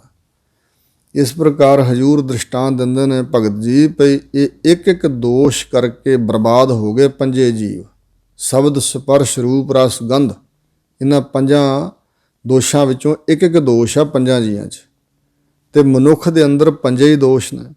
ਇਹਦੀ ਕੀ ਆਸ ਹੈ ਕਿ ਆਪਣੀ ਟੇਕ ਰੱਖ ਕੇ ਆਪਣੇ ਕਰਮਾਂ ਦੀ ਇਹ ਬਚ ਜਾਏਗਾ। ਵਾਹਿਗੁਰੂ ਕਿਰਪਾ ਕਰੇ, ਬਖਸ਼ਿਸ਼ ਦੇ ਘਰ 'ਚ ਆਉਣ ਮਹਾਰਾਜ। ਤਾਂ ਹੀ ਨਾਮ ਜਪਣ ਲਈ ਉਪਦੇਸ਼ ਦਿੱਤਾ ਕਿ ਨਾਮ ਜਪਣ ਦਾ ਮਤਲਬ ਹੈ ਸ਼ਰਨ ਗ੍ਰਹਿਣ ਕਰਨੀ, ਵਾਹਿਗੁਰੂ ਨੂੰ ਪੁਨ੍ਹਾ ਯਾਦ ਕਰਨਾ, ਬੇਨਤੀਆਂ ਕਰਨੀਆਂ। ਅਸੀਂ ਕੁਛ ਨਾਮ ਵੀ ਰੱਬ ਦਾ ਲੈ ਲੈਂਦੇ, ਥੋੜ੍ਹਾ ਚਿਰ ਜਾਂ ਨਿਤਨੇਮ ਕਰਦੇ, ਉਹਦਾ ਵੀ ਹੰਕਾਰ ਕਰਨ ਲੱਗ ਪੈਂਦੇ। ਅਸੀਂ ਅਜੇ ਪ੍ਰਾਪਤੀ ਤਾਂ ਕੁਛ ਹੋਈ ਨਹੀਂ। ਵਾਹਿਗੁਰੂ ਕੀ ਪਤਾ ਸਾਡੇ 'ਤੇ ਪ੍ਰਸੰਨ ਹੋਏ ਨੇ ਕਿ ਨਹੀਂ, ਕੋਈ ਦਇਆ ਦੇ ਘਰ 'ਚ ਆਏ ਨੇ ਕਿ ਨਹੀਂ। ਅਜੇ ਸਾਡਾ ਦੋਸ਼ ਨਹੀਂ ਕੋਈ ਨਿਵਰਤ ਹੋਇਆ, ਪਰ ਹੰਕਾਰ ਪਹਿਲਾਂ। ਸਤਿਗੁਰੂ ਮਹਾਰਾਜ ਕਹਿੰਦੇ ਨੇ ਕਿ ਇਹ ਨਾਮ ਜਪਣਾ ਸ਼ਰਨ ਪੈਣ ਲਈ, ਕਿ ਮਨ ਤਿਆਰ ਹੋ ਜਾਏ, ਸ਼ਰਨ ਪੈ ਜਾਏ।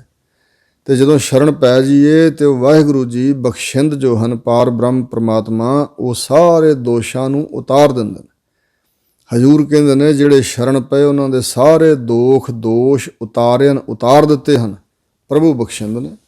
ਸ੍ਰੀ ਰਾਗ ਮਹੱਲਾ ਪੰਜਵਾਂ ਪੰਚਮ ਪਾਤਸ਼ਾਹ ਸਤਿਗੁਰੂ ਅਰਜਨ ਦੇਵ ਮਹਾਰਾਜ ਬਚਨ ਫਰਮਾਉਂਦੇ ਹਨ, ਪ੍ਰੀਤ ਲੱਗੀ ਤਿਸ ਸੱਚ ਸਿਉ ਮਰੈ ਨਾ ਆਵੈ ਜਾਏ। ਕਹਿੰਦੇ ਉਸ ਸੱਚ ਸਰੂਪ ਪਰਮਾਤਮਾ ਨਾਲ ਭਾਈ ਸਾਡੀ ਪ੍ਰੀਤ ਲੱਗੀ ਹੈ, ਅੰਦਰੋਂ ਪ੍ਰੇਮ ਲੱਗ ਗਿਆ ਹੈ। ਜੋ ਸੱਚ ਸਰੂਪ ਵਾਹਿਗੁਰੂ ਨਾ ਮਰਦਾ ਹੈ, ਨਾ ਆਉਂਦਾ ਹੈ ਨਾ ਜਾਂਦਾ, ਮਰ ਕੇ ਫਿਰ ਆਉਣਾ ਜੰਮਣਾ ਫਿਰ ਮਰਨਾ ਜਾਣਾ, ਐਸਾ ਨਹੀਂ ਜਿਹਦੇ ਨਾਲ ਵਾਪਰਦਾ। ਉਹ ਸੱਚ ਹੈ ਤੇ ਸੱਚ ਮਰਦਾ ਨਹੀਂ, ਸੱਚ ਪੁਰਾਣਾ ਹੋਵੇ ਨਾ ਹੀ ਸੀਤਾ ਕਦੇ ਨਾ ਪਾਟਾ। ਸੋ ਇਸ ਪ੍ਰਕਾਰ ਨਾ ਮਰਦਾ ਹੈ ਨਾ ਆਉਂਦਾ ਨਾ ਜਾਂਦਾ ਹੈ, ਨਾ ਵਿਛੋੜਿਆ ਵਿਛੜਿਆ ਸਭ ਮੈਂ ਰਿਹਾ ਸਮਾਏ। ਕਿਸੇ ਦੇ ਵਿਛੋੜਿਆਂ ਉਹ ਵਿਛੜ ਨਹੀਂ ਜਾਂਦਾ।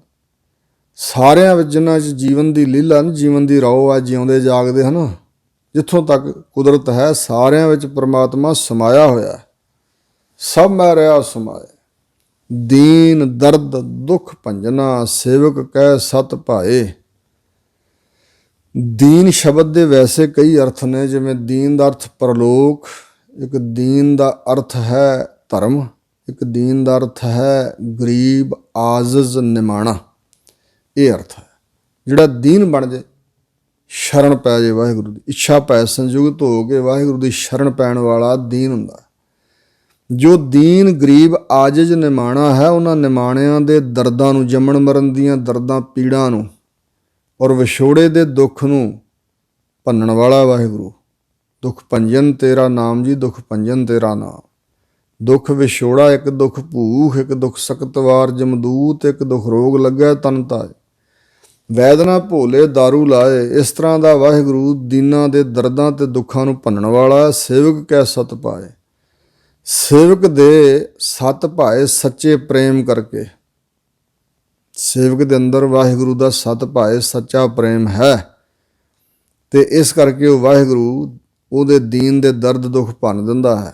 ਜੋ ਸੇਵਕ ਬਣ ਜੇ ਸੱਚਾ ਪ੍ਰੇਮ ਕਰੇ।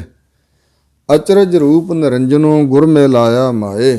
ਹੇ ਮੇਰੀ ਮਾਂ, ਉਹ ਅਸਚਰਜ ਸਰੂਪ ਹੈ ਵਾਹਿਗੁਰੂ।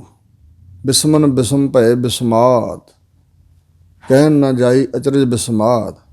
ਸੋ ਇਸ ਪ੍ਰਕਾਰ ਵਾਹਿਗੁਰੂ ਅਸਚਰਜ ਰੂਪ ਹੈ, ਅਦਭੁਤ ਪਰਮ ਅਦਭੁਤ ਹੈ। ਰੂਪ ਬੜਾ ਸੋਹਣਾ ਹੈ। ਨਿਰੰਜਨੋਂ ਮਾਇਆ ਦੀ ਕਾਲਖ ਤੋਂ, ਸੁਰਮੇ ਤੋਂ, ਵਿਕਾਰਾਂ ਤੋਂ ਰਹਿਤ ਹੈ। ਹੇ ਮੇਰੀ ਮਾਏ, ਪੂਰੇ ਗੁਰੂ ਨੇ ਮੈਨੂੰ ਮਿਲਾ ਦਿੱਤਾ ਵਾਹਿਗੁਰੂ ਨਾਲ। ਭਾਈ ਰੇ ਮੀਤ ਕਰੋ ਪ੍ਰਭ ਸੋਏ।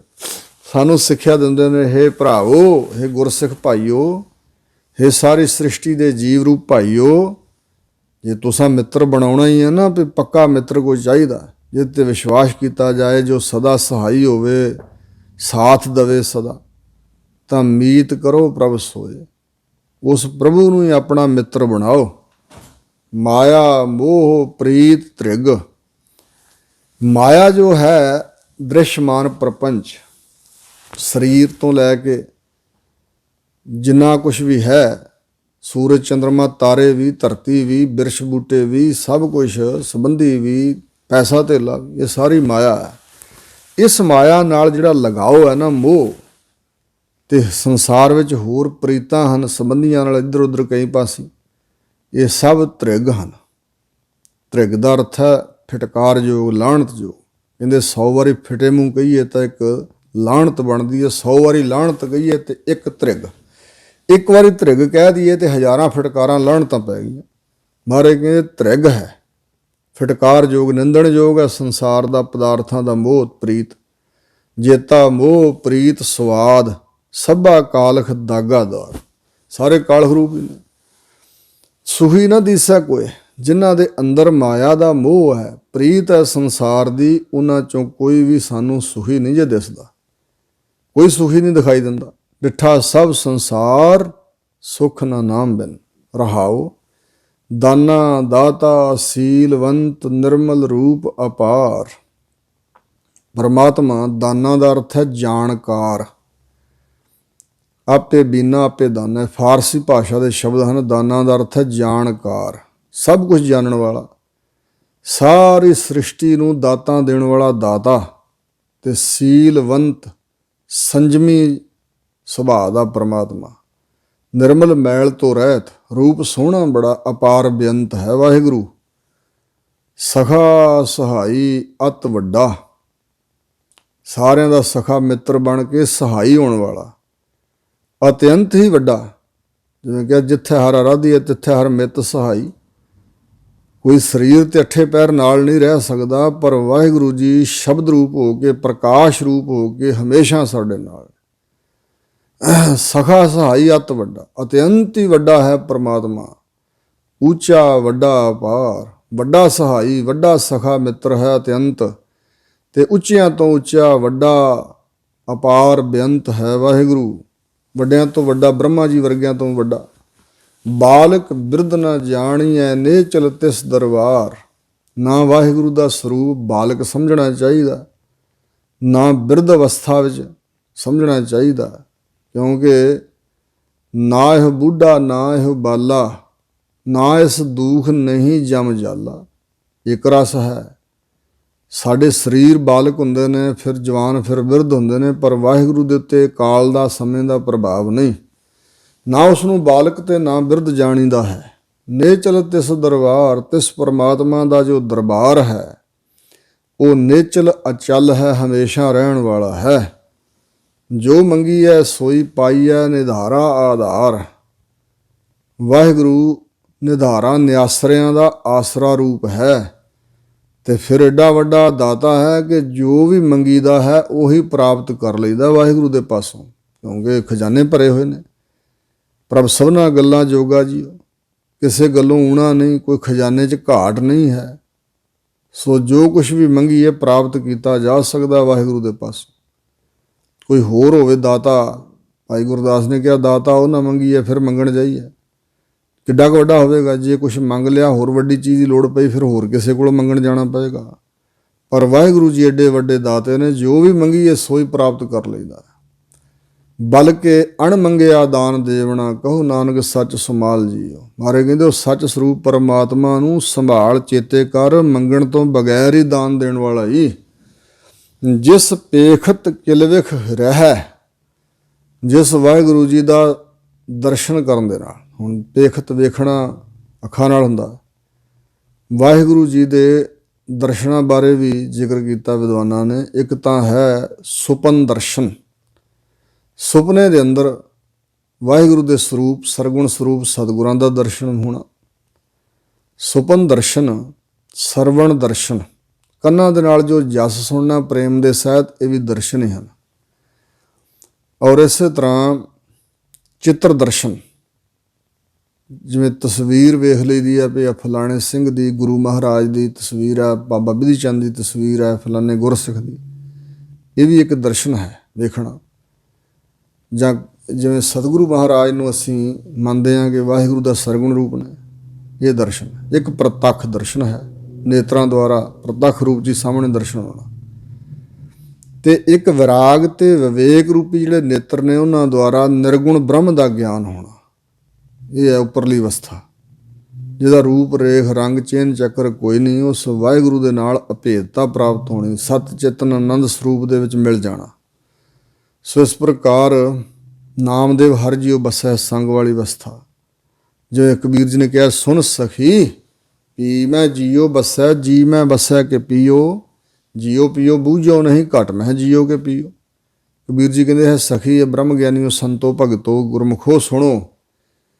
ਹੁਣ ਪਤਾ ਨਹੀਂ ਲੱਗਦਾ ਭਈ ਪੀਓ ਪਰਮਾਤਮਾ ਦੇ ਵਿੱਚ ਸਾਡੀ ਜਿੰਦ ਵਸ ਰਹੀ ਹੈ ਕਿ ਜਿੰਦ ਦੇ ਵਿੱਚ ਪਰਮਾਤਮਾ ਵਸ ਰਿਹਾ। ਜੀਵ ਆਤਮਾ ਤੇ ਪੀਓ ਪਰਮਾਤਮਾ ਦੀ ਅਭੇਦਤਾ ਹੋ ਗਈ, ਪਤਾ ਹੀ ਨਹੀਂ ਲੱਗਦਾ। ਸੋ ਇਸ ਪ੍ਰਕਾਰ ਦੀ ਅਭੇਦਤਾ ਹੈ। ਸੋ ਇਉਂ ਹਜ਼ੂਰ ਕਹਿੰਦੇ ਨੇ, ਜਿਸ ਦੇ ਮਨ ਬੁੱਧ ਰੂਪੀ ਨੇਤਰਾਂ ਨਾਲ, ਵਿਰਾਗ ਵਿਵੇਕ ਦੇ ਦਰਸ਼ਨਾਂ ਨਾਲ, ਦੀਦਨੇ ਦੀਦਾਰ ਸਾਹਿਬ ਕਛ ਨੇ ਇਸ ਕਾ ਮੋਲ। ਕਹਿੰਦੇ ਸਾਹਿਬ ਦੇ ਦਰਸ਼ਨ ਦੇਖ ਲਈਏ ਤੇ ਇਸ ਗੱਲ ਦਾ ਕੋਈ ਮੁੱਲ ਥੋੜਾ। ਜਿਸ ਦੇ ਦਰਸ਼ਨ ਕਰਨ ਦੇ ਨਾਲ ਕਿਲਵਿਖ ਰਹਿ ਬੱਜਰ ਪਾਪ, ਇਹ ਰਹਿ ਨਾਸ ਹੋ ਜਾਂਦੇ ਨੇ, ਤਿਆਗੇ ਜਾਂਦੇ ਹਨ। ਮਨ ਤਨ ਹੋਵੇ ਸ਼ਾਂਤ, ਮਨ ਤੇ ਤਨ ਦੋਵਾਂ ਦੇ ਅੰਦਰ ਸ਼ਾਂਤੀ ਹੋ ਜਾਂਦੀ ਹੈ।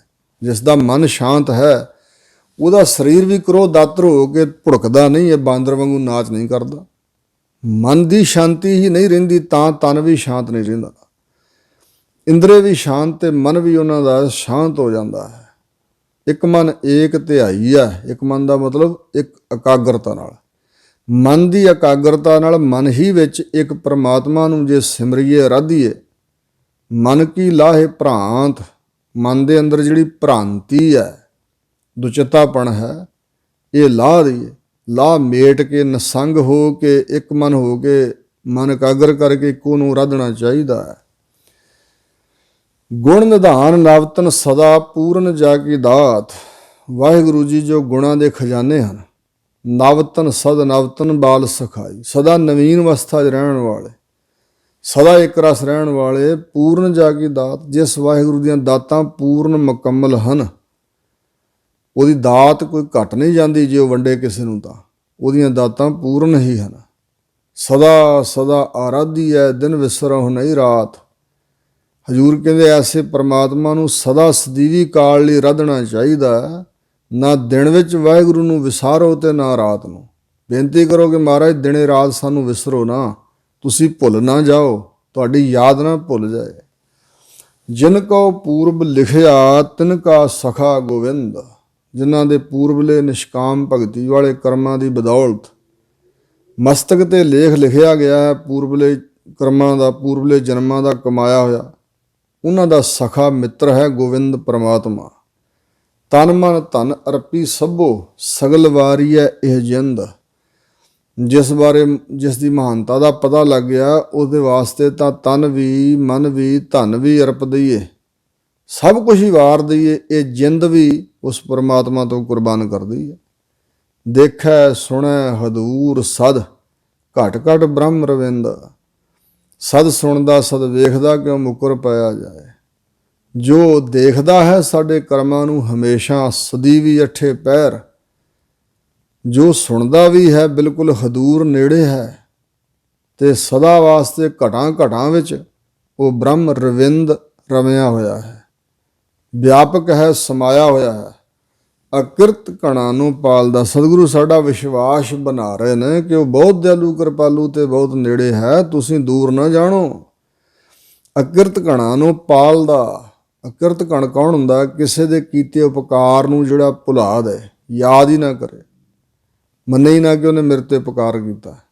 ਹੁਣ ਸਾਰਿਆਂ ਦੇ ਉੱਪਰ ਪ੍ਰਮਾਤਮਾ ਦੇ ਉਪਕਾਰ ਹਨ, ਪਰ ਜਿਨ੍ਹਾਂ ਨੇ ਵਾਹਿਗੁਰੂ ਨੂੰ ਵਿਸਾਰ ਦਿੱਤਾ, ਫਿਰ ਇਹ ਅਕਿਰਤ ਕਣਤਾ ਹੀ ਹੈ ਨਾ। ਅਸੀਂ ਘੱਟ ਹੀ ਚੇਤੇ ਕਰਦੇ ਹਾਂ ਪ੍ਰਮਾਤਮਾ ਨੂੰ, ਵੱਧੇ ਰੁੱਧੇ ਕਿਤੇ। ਵਾਹਿਗੁਰੂ ਅਕਿਰਤ ਕਣਾਂ ਦੇ ਤਾਈਂ ਵੀ ਪਾਲਦਾ ਹੈ, ਨਹੀਂ ਤਾਂ ਕੋਈ ਕਿਸੇ ਨਾਲ ਉਪਕਾਰ ਕਰੇ ਤੇ ਅਗਲਾ ਚੇਤਾ ਨਾ ਕਰੇ, ਭੁਲਾ ਦੇ, ਤੇ ਗੁੱਸਾ ਆਏਗਾ ਸੰਸਾਰੀ ਬੰਦੇ ਨੂੰ, ਮੈਂ ਤੇ ਉਹਦੇ ਤੇ ਉਪਕਾਰ ਕੀਤਾ ਸੀ, ਉਸਨੇ ਚੇਤਾ ਹੀ ਭੁਲਾ ਦਿੱਤਾ। ਉਹਨੇ ਕਦੇ ਯਾਦ ਹੀ ਨਹੀਂ ਕੀਤਾ, ਇਹ ਗੱਲ ਹੀ ਨਹੀਂ ਕਦੇ ਦੱਸੀ ਕਿਸੇ ਨੂੰ ਵੀ ਮੇਰੇ ਤੇ ਉਪਕਾਰ ਕੀਤਾ। ਪਰ ਵਾਹਿਗੁਰੂ ਕਿੱਡਾ ਬਖਸ਼ਿੰਦ ਹੈ, ਕਿਰਪਾਲੂ ਦਿਆਲੂ ਹੈ ਕਿ ਅਕਿਰਤ ਕਣਾਂ ਨੂੰ ਵੀ ਪਾਲੀ ਜਾਂਦਾ। ਪ੍ਰਭੂ ਪਰਮਾਤਮਾ ਸਦ ਸਦਾ ਵਾਸਤੇ ਬਖਸ਼ਿੰਦ ਸਰੂਪ ਹੈ। ਬਖਸ਼ਿਸ਼ਾਂ ਕਰਨ ਵਿੱਚ ਇੰਦਰ ਸਭ ਤੋਂ ਸ਼੍ਰੋਮਣੀ ਹੈ। ਸੋ ਇਸ ਪ੍ਰਕਾਰ ਬਖਸ਼ਿਸ਼ਾਂ ਦਾ ਰਾਜਾ ਹੈ, ਮਾਨੋ ਬਖਸ਼ ਲੈਣ ਵਾਲਾ ਸਦਾ ਵਾਸਤੇ। ਸ੍ਰੀ ਰਾਗ ਮਹੱਲਾ ਚੌਥਾ, ਅਗਲਾ ਸ਼ਬਦ ਸਤਿਗੁਰੂ ਅਰਜਨ ਦੇਵ ਜੀ ਉਚਾਰਨ ਕਰਦੇ ਨੇ, ਮਾਫ ਕਰਨਾ। ਸ੍ਰੀ ਰਾਗ ਮਹੱਲਾ ਪੰਜਵਾ, ਪੰਚਮ ਪਾਤਸ਼ਾਹ ਜੀ। ਮਨ ਤਨ ਧਨ ਜਿਨ ਪ੍ਰਭ ਦੀਆ। ਜਿਸ ਨੇ ਸਾਡਾ ਤਨ ਬਣਾਇਆ, ਇਹ ਸਾਰੀ ਬਣਤਰ ਬਣਾਉਣ ਵਾਲਾ ਤਾਂ ਵਾਹਿਗੁਰੂ ਨੇ, ਕਿੱਡਾ ਵੱਡਾ ਕਾਰੀਗਰ ਹੈ।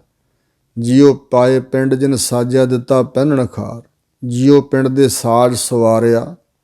ਸੋ ਇੱਥੇ ਵੀ ਹਜ਼ੂਰ ਕਹਿ ਰਹੇ ਨੇ, ਜਿਸ ਪਰਮਾਤਮਾ ਨੇ ਮਨ ਦਿੱਤਾ, ਤਨ ਦਿੱਤਾ, ਤੇ ਧਨ ਵੀ ਉਸੇ ਦਾ ਫਿਰ ਹੋਇਆ। ਜਿਸ ਕਾ ਤਨ ਮਨ ਧਨ ਸਭ ਤਿਸ ਕਾ ਸੋਈ ਸੁਗੜ ਸੁਜਾਨੀ। ਧਨ ਵੀ ਜਿਸ ਨੇ ਦਿੱਤਾ ਹੈ ਪਰਮਾਤਮਾ ਨੇ, ਰੱਖਿਆ ਸਹਿਜ ਸਵਾਰ। ਸਹਿਜੇ ਹੀ ਸੁਤੇ ਸਿੱਧੀ ਸਾਨੂੰ ਸਵਾਰ ਕੇ ਤੇ ਸਾਡੀ ਰੱਖਿਆ ਕੀਤੀ ਹੈ। ਰੱਖਿਆ ਸਹਿਜ ਸਵਾਰ। ਸਹਿਜੇ ਹੀ ਸੁਤੇ ਸਿੱਧ ਹੀ ਆਪਣੀ ਕਲਾ ਦੇ ਨਾਲ ਪਰਮਾਤਮਾ ਨੇ ਸਾਨੂੰ ਸਵਾਰਿਆ ਚੰਗੀ ਤਰ੍ਹਾਂ। ਦੇਖੋ, ਸਿਰ ਉੱਪਰ ਲਾਇਆ ਹੈ, ਕੰਨ ਉੱਚੇ ਥਾਂ ਲਾਏ ਦੂਰ ਦੀਆਂ ਗੱਲਾਂ ਆਵਾਜ਼ਾਂ ਸੁਣਨ ਵਾਸਤੇ, ਨੇਤਰ ਉੱਚੇ ਥਾਂ ਲਾਏ ਦੂਰ ਤੱਕ ਵੇਖਣ ਲਈ, ਔਰ ਇਸ ਤਰ੍ਹਾਂ ਬੋਲਣ ਵਾਲੀ ਜੀਭ, ਫਿਰ ਅੱਖਾਂ ਦੇ ਉੱਪਰ ਝਿਮਣੀਆਂ ਲਾਈਆਂ, ਘਟਾ ਮਿੱਟੀ ਨਾ ਅੰਦਰ ਜਾਏ। ਇਸ ਪ੍ਰਕਾਰ ਦਾ ਸਵਾਰਿਆ ਹੈ ਪਰਮਾਤਮਾ ਨੇ, ਸਾਜਿਆ ਤੇ ਸਵਾਰਿਆ ਵੀ ਹੈ, ਰੱਖਿਆ ਵੀ ਕਰਦਾ ਹੈ। ਰੱਖਿਆ ਟਿਕਾਇਆ ਇਸ ਕੁਦਰਤ ਦੇ ਅੰਦਰ ਸਾਨੂੰ ਸਵਾਰ ਕੇ, ਸਰਬ ਕਲਾ ਕਰ ਥਾਪਿਆ ਅੰਤਰ ਜੋਤ ਅਪਾਰ। ਪਰਮਾਤਮਾ ਨੇ ਸਾਰੀਆਂ ਕਲਾ ਸ਼ਕਤੀਆਂ ਦੁਆਰਾ ਥਾਪਿਆ, ਟਿਕਾਇਆ, ਬਣਾਇਆ ਹੈ। ਥਾਪਣਾ ਕੀਤੀ ਹੈ ਭਾਵ ਸੰਸਾਰ ਦੀ ਰਚਨਾ ਕੀਤੀ ਹੈ, ਤੇ ਅੰਦਰ ਅਪਾਰ ਬੇਅੰਤ ਪਰਮਾਤਮਾ ਦੀ ਜੋਤ ਵੀ ਹੈ। ਭਾਈ ਗੁਰਦਾਸ ਨੇ ਕਿਹਾ ਕਰਤਾ ਛਠਮ ਅਦਿਸ਼ਟ ਸਮਾਈ, ਪੰਚ ਤਤ ਪ੍ਰਵਾਨ ਕਰ। ਕਰਤਾ ਛਠਮ ਅਦਿਸ਼ਟ ਸਮਾਈ, ਇਹ ਵਾਹਿਗੁਰੂ ਦੀ ਛੇਵੀਂ ਜੋਤ ਹੈ ਪੰਜਾਂ ਤੱਤਾਂ ਦੇ ਅੰਦਰ। ਸਦਾ ਸਦਾ ਪ੍ਰਭ ਸਿਮਰੀ ਹੈ, ਅੰਤਰ ਰੱਖ ਔਰ ਧਾਰ।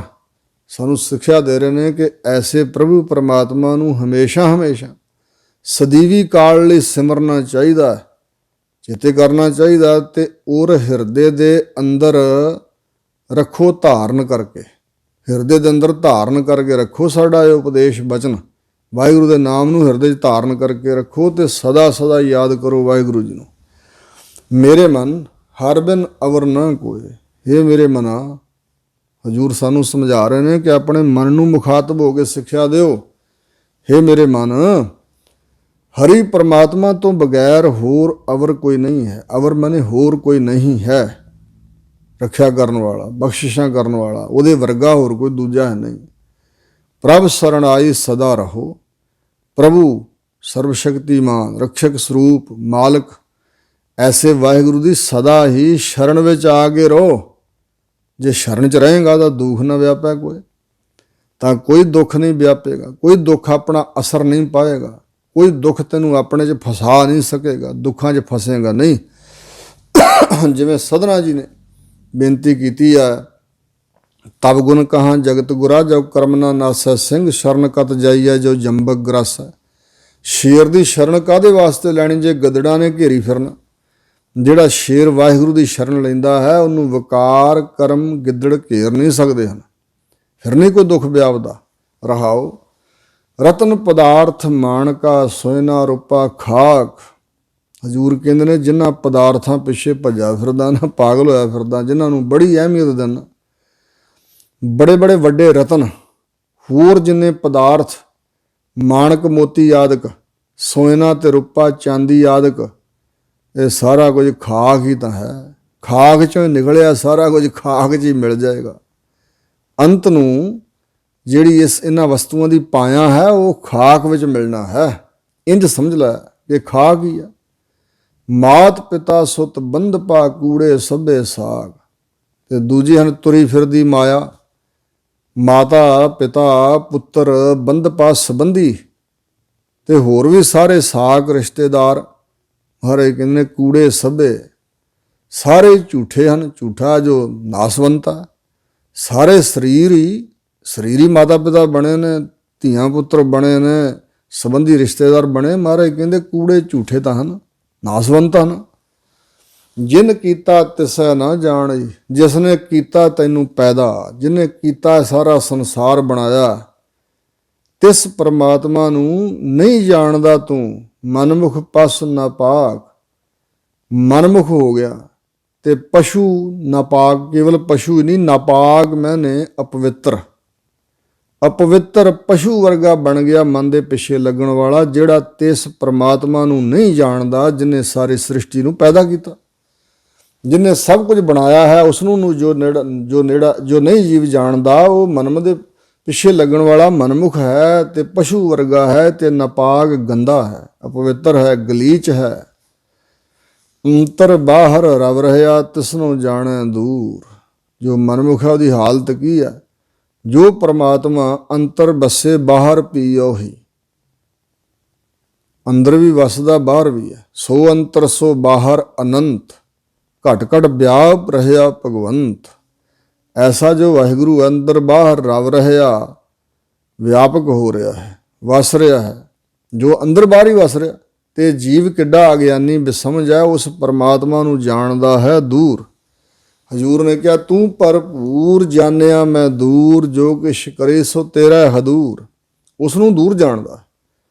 ਤ੍ਰਿਸ਼ਨਾ ਲਾਗੀ ਰਚ ਰਿਹਾ, ਤ੍ਰਿਸ਼ਨਾ ਚੰਬੜੀ ਹੋਈ ਹੈ ਤੇ ਇਹ ਤ੍ਰਿਸ਼ਨਾ ਦੇ ਅਧੀਨ ਹੋ ਕੇ ਰਚ ਰਿਹਾ, ਤਦਾਕਾਰ ਹੋ ਰਿਹਾ ਹੈ ਪਦਾਰਥਾਂ ਵਿੱਚ, ਸੰਸਾਰ ਵਿੱਚ। ਅੰਤਰ ਹਉਮੈ ਕੂਰ। ਅੰਦਰ ਇਹਦੇ ਕੂੜੇ ਝੂਠੇ ਪਦਾਰਥਾਂ ਦੀ, ਝੂਠੇ ਸੰਸਾਰ ਦੀ ਹਉਮੈ ਚੰਬੜੀ ਹੋਈ ਹੈ। ਕੂੜ ਕਰਕੇ, ਝੂਠ ਦੇ ਨਾਲ ਜੁੜਨ ਕਰਕੇ ਇਹਦੇ ਅੰਦਰ ਹਉਮੈ, ਉਹ ਵੀ ਝੂਠੀ। ਜੋ ਨਾਸਵੰਤ ਪਦਾਰਥ ਹੀ ਹਨ, ਸਰੀਰ ਹੀ, ਉਹਨਾਂ ਦੀ ਹਉਮੈ ਸੱਚੀ ਕਿਵੇਂ ਹੋਈ? ਜੋ ਆਪਣੇ ਹੈ ਹੀ ਨਹੀਂ, ਇਹਨਾਂ ਦੀ ਹਉਮੈ ਕਿਵੇਂ ਕੀਤੀ ਜਾ ਸਕਦੀ ਹੈ? ਭਗਤੀ ਨਾਮ ਵਿਹੂਣਿਆ ਆਵਹਿ ਵੰਝਹਿ ਪੂਰ। ਵਾਹਿਗੁਰੂ ਜੀ ਦੀ ਭਗਤੀ ਤੇ ਨਾਮ ਤੋਂ ਜਿਹੜੇ ਵਿਹੂਣਿਆ ਸਖਣੇ ਹਨ, ਐਸੇ ਆਉਂਦੇ ਤੇ ਵੰਝੇ ਜਾਂਦੇ ਹਨ ਪੂਰਾਂ ਦੇ ਪੂਰ। ਜਿਵੇਂ ਬੇੜੀ ਵਿੱਚ ਬਹਿ ਜਾਂਦੇ ਨੇ ਲੋਕ, ਭਰ ਜਾਂਦੀ ਬੇੜੀ, ਕਹਿੰਦੇ ਇੱਕ ਪੂਰ ਹੋ ਗਿਆ, ਇਹਨੂੰ ਬੰਨੇ ਲਾਓ, ਫਿਰ ਦੂਜਾ ਪੂਰ ਲੈ ਕੇ ਜਾਣਾ। ਇਸ ਤਰ੍ਹਾਂ ਪੂਰ ਮੈਨੇ ਸਮੁਦਾਏ, ਪੂਰਾਂ ਦੇ ਪੂਰ, ਟੋਲਿਆਂ ਦੇ ਟੋਲੇ ਆਉਂਦੇ ਹਨ ਸੰਸਾਰ ਤੇ, ਉਮਰਾਂ ਭੋਗ ਕੇ ਵੰਝੇ ਚਲੇ ਜਾ ਰਹੇ ਹਨ। ਹੈ ਵਾਹਿਗੁਰੂ ਦੀ ਭਗਤੀ ਤੇ ਨਾਮ ਤੋਂ ਵਿਹੂਣਿਆ ਸਖਣੇ, ਜਾਨੀ ਜਿਵੇਂ ਆਏ ਖਾਲੀ ਦੇ ਖਾਲੀ ਜਾ ਰਹੇ ਨੇ। ਇਹੋ ਜਿਹੇ ਤਾਂ ਅਨੇਕਾਂ ਹੀ ਨੇ। ਕਹਿੰਦੇ ਰਾਖ ਲਿਓ ਪ੍ਰਭ ਕਰਨਹਾਰ, ਜੀ ਜੰਤ ਕਰ ਦਇਆ। ਹੇ ਸ੍ਰਿਸ਼ਟੀ ਨੂੰ ਕਰਨਹਾਰ, ਰਚਣ ਵਾਲੇ, ਸਾਰੇ ਕਾਰਜ ਕਰਨ ਵਾਲੇ ਵਾਹਿਗੁਰੂ, ਇਹ ਜਿੰਨੇ ਜੀ ਜੰਤ ਹਨ, ਜੀ ਵੱਡੇ ਜੰਤ ਛੋਟੇ, ਅਸੀਂ ਤਾਂ ਬੇਨਤੀ ਕਰਦੇ ਹਾਂ ਦਇਆ ਕਰਕੇ ਨਾ ਸਾਰਿਆਂ ਦੀ ਰੱਖਿਆ ਕਰੋ। ਹੇ ਵਾਹਿਗੁਰੂ ਜੀ, ਸਭ ਨੂੰ ਰੱਖ ਲਓ, ਸੰਸਾਰ ਸਮੁੰਦਰ 'ਚ ਡੁੱਬਣ ਤੋਂ ਬਚਾਓ। ਬਿਨ ਪ੍ਰਭ ਕੋਏ ਨਾ ਰੱਖਣ ਹਾਰ। ਬਿਨਾਂ ਪ੍ਰਭੂ ਆਪ ਜੀ ਤੋਂ ਕੋਈ ਰੱਖਣ ਵਾਲਾ ਨਹੀਂ ਹੈ। ਮਹਾ ਬਿਕਟ ਜਮ ਭਇਆ।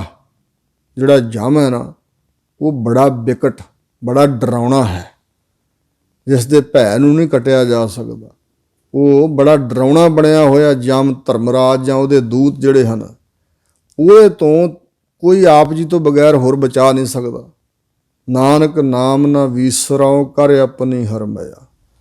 ਹੇ ਵਾਹਿਗੁਰੂ, ਤੁਸੀਂ ਮੇਰੇ ਤੇ ਇਹ ਆਪਣੀ ਮਇਆ ਮਿਹਰ ਕਰੋ, ਦਇਆ ਮਇਆ ਕਰੋ ਕਿ ਮੈਂ ਤੁਹਾਡੇ ਨਾਮ ਨੂੰ ਵਿਸਰਾਂ, ਭੁਲਾਵਾਂ ਨਾ, ਵਿਸਾਰਾਂ ਨਾ, ਮਤਲਬ ਮੈਨੂੰ ਤੁਹਾਡਾ ਨਾਮ ਵਿਸਰ ਨਾ ਜਾਏ। ਮਤ ਦੇਖ ਭੂਲਾ ਵੀਸਰੈ, ਤੇਰਾ ਚਿਤ ਨਾ ਆਵੇ ਨਾ। ਇੱਕ ਰੋਪੀ ਨਾ ਮੇਰੇ ਤੇ ਕਰਿਓ, ਮੇਰੇ ਤੇ ਮਿਹਰ ਕਰਿਓ ਕਿ ਮੈਂ ਤੁਹਾਡੇ ਨਾਮ ਨੂੰ ਕਦੇ ਭੁਲਾਵਾਂ ਨਾ, ਵਿਸਰ ਨਾ ਹੀ। ਦਾਤਾਰ ਆਪਣਾ ਨਾਮ ਦੇਹੋ, ਗੁਣ ਗਾਵਾਂ ਦਿਨ ਰਾਤ, ਮਨ ਤਨ ਨਾਨਕ ਚਾਹੋ ਹੋ। ਅਗਲਾ ਸ਼ਬਦ ਸ੍ਰੀ ਗੁਰੂ ਅਰਜਨ ਦੇਵ ਮਹਾਰਾਜ ਪੰਚਮ ਪਾਤਸ਼ਾਹ ਜੀ ਉਚਾਰਨ ਕਰਦੇ ਹਨ। ਸ੍ਰੀ ਰਾਗ ਮਹੱਲਾ ਪੰਜਵਾ। ਮੇਰਾ ਤਨ ਅਰ ਧਨ ਮੇਰਾ, ਰਾਜ ਰੂਪ ਮੈਂ ਦੇਸ। ਮਨੁੱਖ ਦੀ ਹਾਲਤ ਬਿਆਨ ਕਰ ਰਹੇ ਨੇ। ਇਹ ਕਹਿੰਦਾ ਇਹ ਤਨ ਮੇਰਾ ਹੈ, ਜੋ ਮੇਰੇ ਪਾਸ ਧਨ ਜਮਾ, ਇਹ ਧਨ ਮੇਰਾ ਹੈ। ਆ ਰਾਜ ਭਾਗ ਮੈਨੂੰ ਮਿਲਿਆ ਹੋਇਆ, ਇਹ ਮੇਰਾ ਹੈ। ਇਹ ਰੂਪ ਸੋਹਣਾ ਹੈ ਜਿਹੜਾ ਮੈਨੂੰ ਮਿਲਿਆ, ਇਹ ਮੇਰਾ ਹੈ। ਜੋ ਦੇਸ਼, ਸਾਰਾ ਇਲਾਕਾ ਜਿਹਦੇ ਤੇ ਮੇਰਾ ਹੁਕਮ ਚੱਲ ਰਿਹਾ ਹੈ, ਇਹ ਧਰਤੀ ਦੇਸ਼, ਥੋੜ੍ਹਾ ਹੋਏ ਬਹੁਤਾ ਹੋਏ, ਕਿਸੇ ਕੋਲ ਥੋੜ੍ਹੀ ਧਰਤੀ, ਕਿਸੇ ਕੋਲ ਜ਼ਿਆਦਾ, ਕਹਿੰਦਾ ਇਹ ਦੇਸ਼, ਇਹ ਧਰਤੀ ਮੇਰੀ ਹੈ। ਸੁਤ ਦਾਰਾ ਬਨਤਾ ਅਨੇਕ। ਸੁਤ ਮੇਰੇ ਪੁੱਤਰ ਹਨ, ਦਾਰਾ ਮੇਰੀ ਇਸਤਰੀ ਹੈ, ਤੇ ਹੋਰ ਅਨੇਕਾਂ ਬਨਤਾ ਇਸਤਰੀਆਂ ਜਿਨ੍ਹਾਂ ਨਾਲ ਸੰਬੰਧ ਬਣਾ ਲਏ ਰਾਜਿਆਂ ਮਹਾਰਾਜਿਆਂ ਨੇ। ਬਹੁਤ ਰੰਗ ਅਰਵੇਸ਼, ਬੜੇ ਰੰਗਾਂ ਰੰਗਾਂ ਦੇ ਪਦਾਰਥ, ਰੰਗਾਂ ਰੰਗਾਂ ਦੇ ਸੋਹਣੇ ਕੱਪੜੇ, ਔਰ ਅਰੇ ਬੋੜੋ ਅਤੇ ਵੇਸ, ਲਿਬਾਸ ਜਿਹੜੇ ਹਨ, ਪੁਸ਼ਾਕੇ। ਹਰ ਨਾਮ ਹਿਰਦੈ ਨਾ ਵਸੈ, ਕਾਰਜ ਕਿਤੈ ਨ ਲੇਖ। ਹਾਰੇ ਕਹਿੰਦੇ ਜੇ ਹਰੀ ਦਾ ਨਾਮ ਹਿਰਦੇ 'ਚ ਨਹੀਂ ਵਸਦਾ ਤੇ ਇਹ ਜੋ ਕੁਛ ਬਣਾਇਆ ਤੂੰ, ਇਹ ਕਿਸੇ ਕਾਰਜ ਵਿੱਚ ਨਹੀਂ ਆਉਣ ਵਾਲਾ। ਭਾਵ ਤੇਰੇ ਕੰਮ ਨਹੀਂ ਆਉਣ ਵਾਲਾ, ਇਹਨੂੰ ਕਿਸੇ ਕੰਮ ਆਉਣ ਵਾਲੇ ਲੇਖੇ 'ਚ ਨਾ ਲਿਖੀ। ਸੋ ਇਸ ਪ੍ਰਕਾਰ ਇਹ ਕਿਸੇ ਕੰਮ ਆਉਣ ਵਾਲੀਆਂ ਵਸਤੂਆਂ ਨਹੀਂ ਹਨ। ਮਤ ਸਮਝ ਲੈ। ਲਿਖਣਾ ਮਤਲਬ ਵੀ ਸਮਝ ਲੈਣਾ, ਲੇਖ ਬਣਾ ਲੈਣਾ ਕਿ ਮੇਰੇ ਹਨ। ਮਹਾਰਾਜ ਕਹਿੰਦੇ ਨਹੀਂ, ਇਹ ਕਿਸੇ ਕਾਰਜ ਨਹੀਂ ਆਉਣ ਵਾਲੀ ਚੀਜ਼ਾਂ। ਕੋਈ ਕਾਰਜ ਤੇਰੇ ਕੰਮ ਆਉਣ ਵਾਲਾ ਨਹੀਂ, ਕੋਈ ਵਸਤੂ ਪਦਾਰਥ ਤੇਰੇ ਕੰਮ ਆਉਣ ਵਾਲਾ ਨਹੀਂ। ਮੇਰੇ ਮਨ ਹਰ ਹਰ ਨਾਮ ਧਿਆ। ਇਸ ਕਰਕੇ ਮਨ ਨੂੰ ਸਮਝਾ, ਵਿਗੜੇ ਹੋਏ ਅਵੈੜੇ ਮਨ ਨੂੰ ਸਮਝਾ ਕਿ ਮੇਰੇ ਮਨਾ ਸਦਾ ਵਾਹਿਗੁਰੂ ਵਾਹਿਗੁਰੂ ਪਰਮਾਤਮਾ ਦੇ ਨਾਮ ਦਾ ਧਿਆਨ ਧਰ, ਤੇਰੇ ਕੰਮ ਆਵੇਗਾ। ਕਰ ਸੰਗਤ ਨਿਤ ਸਾਧ ਕੀ। ਸਾਧ ਸੁਧਰੇ ਹੋਏ ਮਨ ਵਾਲਿਆਂ ਦੀ, ਜਿਨ੍ਹਾਂ ਕੋਲ ਨਾ ਕੋਈ ਵਕਾਰ ਹੈ, ਨਾ ਕੋਈ ਨਸ਼ਾ ਹੈ, ਨਾ ਕੋਈ ਦੋਸ਼ ਐਬ ਹੈ, ਐਸੇ ਸ੍ਰੇਸ਼ਟ ਜਨਾਂ ਦੀ, ਸੁਧਰੇ ਹੋਏ ਮਨ ਵਾਲਿਆਂ ਦੀ ਨਿਤ ਹੀ ਸੰਗਤ ਕਰ। ਗੁਰ ਚਰਣੀ ਚਿਤ ਲਾਏ। ਗੁਰਾਂ ਦੇ ਚਰਨਾਂ ਨਾਲ ਪ੍ਰੇਮ ਧਾਰ ਕੇ, ਚਿੱਤ ਲਾ ਕੇ, ਤੇ ਐਸੇ ਸਤਿਗੁਰਾਂ ਦੀ, ਗੁਰੂ ਕੀ ਬਾਣੀ, ਗੁਰੂ ਦੇ ਸ਼ਬਦ ਦੀ, ਤੇ ਸਰੀਰਕ ਤੌਰ ਤੇ ਸੁਧਰੇ ਹੋਏ ਮਨ ਵਾਲੇ ਸਾਧੂਆਂ ਦੀ ਸੰਗਤ ਨਿਤ ਕਰ। ਰਹਾਓ। ਨਾਮ ਨਿਧਾਨ ਧਿਆਈ ਹੈ। ਨਾਮ ਵੱਡਾ ਖਜ਼ਾਨਾ ਹੈ, ਇਸ ਕਰਕੇ ਨਾਮ ਦਾ ਹੀ ਧਿਆਨ ਧਰਨਾ ਚਾਹੀਦਾ। ਪਰ ਮਸਤਕ ਹੋਇਆ ਪਾ ਹਜੂਰ ਕਹਿੰਦੇ ਨੇ ਮਸਤਕ ਤੇ ਜੇ ਭਾਗ ਚੰਗਾ ਸੁਲੱਖਣਾ ਲਿਖਿਆ ਹੋਵੇ ਤਾਂ ਫਿਰ ਨਾਮ ਦੇ ਖਜ਼ਾਨੇ ਨੂੰ ਨਿਤ ਧਿਆਇਆ ਜਾਂਦਾ, ਸਿਮਰਿਆ ਜਾਂਦਾ ਨਾਮ ਰੂਪ ਖਜ਼ਾਨੇ ਨੂੰ। ਕਾਰਜ ਸਭ ਸਵਾਰੀ ਹੈ ਗੁਰ ਕੀ ਚਰਣੀ ਲਾਗ। ਇੰਜ ਸਾਰੇ ਕੰਮ ਸਵਾਰ ਲਈਦੇ ਹਨ ਜੇ ਗੁਰੂ ਦੇ ਚਰਨਾਂ ਨਾਲ ਲੱਗ ਜਾਈਏ ਤਾਂ। ਸਾਰੇ ਲੋਕ ਪ੍ਰਲੋਕ ਦੇ ਕਾਰਜ ਸਵਾਰੇ ਜਾਣਗੇ ਜੇ ਗੁਰੂ ਮਹਾਰਾਜ ਦੇ ਚਰਣੀ ਲੱਗ ਜਾਈਏ। ਹਉਮੈ ਰੋਗ ਭਰਮ ਕੱਟੀਐ, ਹੰਗਤਾ ਦਾ ਰੋਗ ਤੈਨੂੰ ਬੜਾ ਵੱਡਾ ਚੰਬੜਿਆ ਹੋਇਆ ਤੇ ਭਰਮ ਤੈਨੂੰ ਚੰਬੜਿਆ ਹੋਇਆ। ਮਿਥਿਆ ਸੰਸਾਰ ਨੂੰ ਸੱਚਾ ਮੰਨਿਆ, ਰੱਬ ਦੀ ਜੋਤ ਨੂੰ ਮੰਨਿਆ ਹੀ ਨਹੀਂ, ਦੂਰ ਹੀ ਸਮਝਿਆ ਕਿਤੇ ਹੈ ਵੀ ਕਿ ਨਹੀਂ ਹੈ। ਇਹ ਭਰਮ ਕੱਟ ਦਈਏ ਆਪਣੇ ਅੰਦਰੋਂ, ਨਾ ਆਵੇ ਨਾ ਜਾਗ। ਨਾ ਫਿਰ ਉਹ ਜੀਵ ਆਉਂਦਾ ਹੈ ਤੇ ਜਾਗਦਾ ਅਰਥ ਹੈ ਜਾਂਦਾ, ਨਾ ਇੱਥੇ ਆਉਂਦਾ ਸੰਸਾਰ ਤੇ ਜਨਮ ਲੈ ਕੇ, ਨਾ ਜਾਂਦਾ ਹੈ। ਪਾਵੋਣਾ ਜਾਣਾ ਉਹਦਾ ਮੁੱਕ ਜਾਂਦਾ ਹੈ। ਕਰ ਸੰਗਤ ਤੂੰ ਸਾਧ ਕੀ 68 ਤੀਰਥ ਨਹਾਓ। ਹਜੂਰ ਕਹਿੰਦੇ ਨੇ ਸਾਧੂ ਜਨਾਂ ਦੀ, ਸੁਧਰੇ ਮਨ ਵਾਲਿਆਂ ਦੀ, ਬੰਦਗੀ ਵਾਲਿਆਂ ਦੀ, ਅਥਵਾ ਸਤਿਗੁਰੂ ਸਾਧੂ ਹਨ, ਸਤਿਗੁਰਾਂ ਦੀ ਸੰਗਤ ਨਿਤ ਕਰ। ਇਹ 68 ਤੀਰਥਾਂ ਦਾ ਇਸ਼ਨਾਨ ਹੈ। ਜੇ 68 ਤੀਰਥਾਂ ਤੇ ਨਹਾ ਲੇਗਾ ਏਡੀ ਪਵਿੱਤਰਤਾ ਤੇਰੇ ਅੰਦਰ ਆ ਜਾਏਗੀ।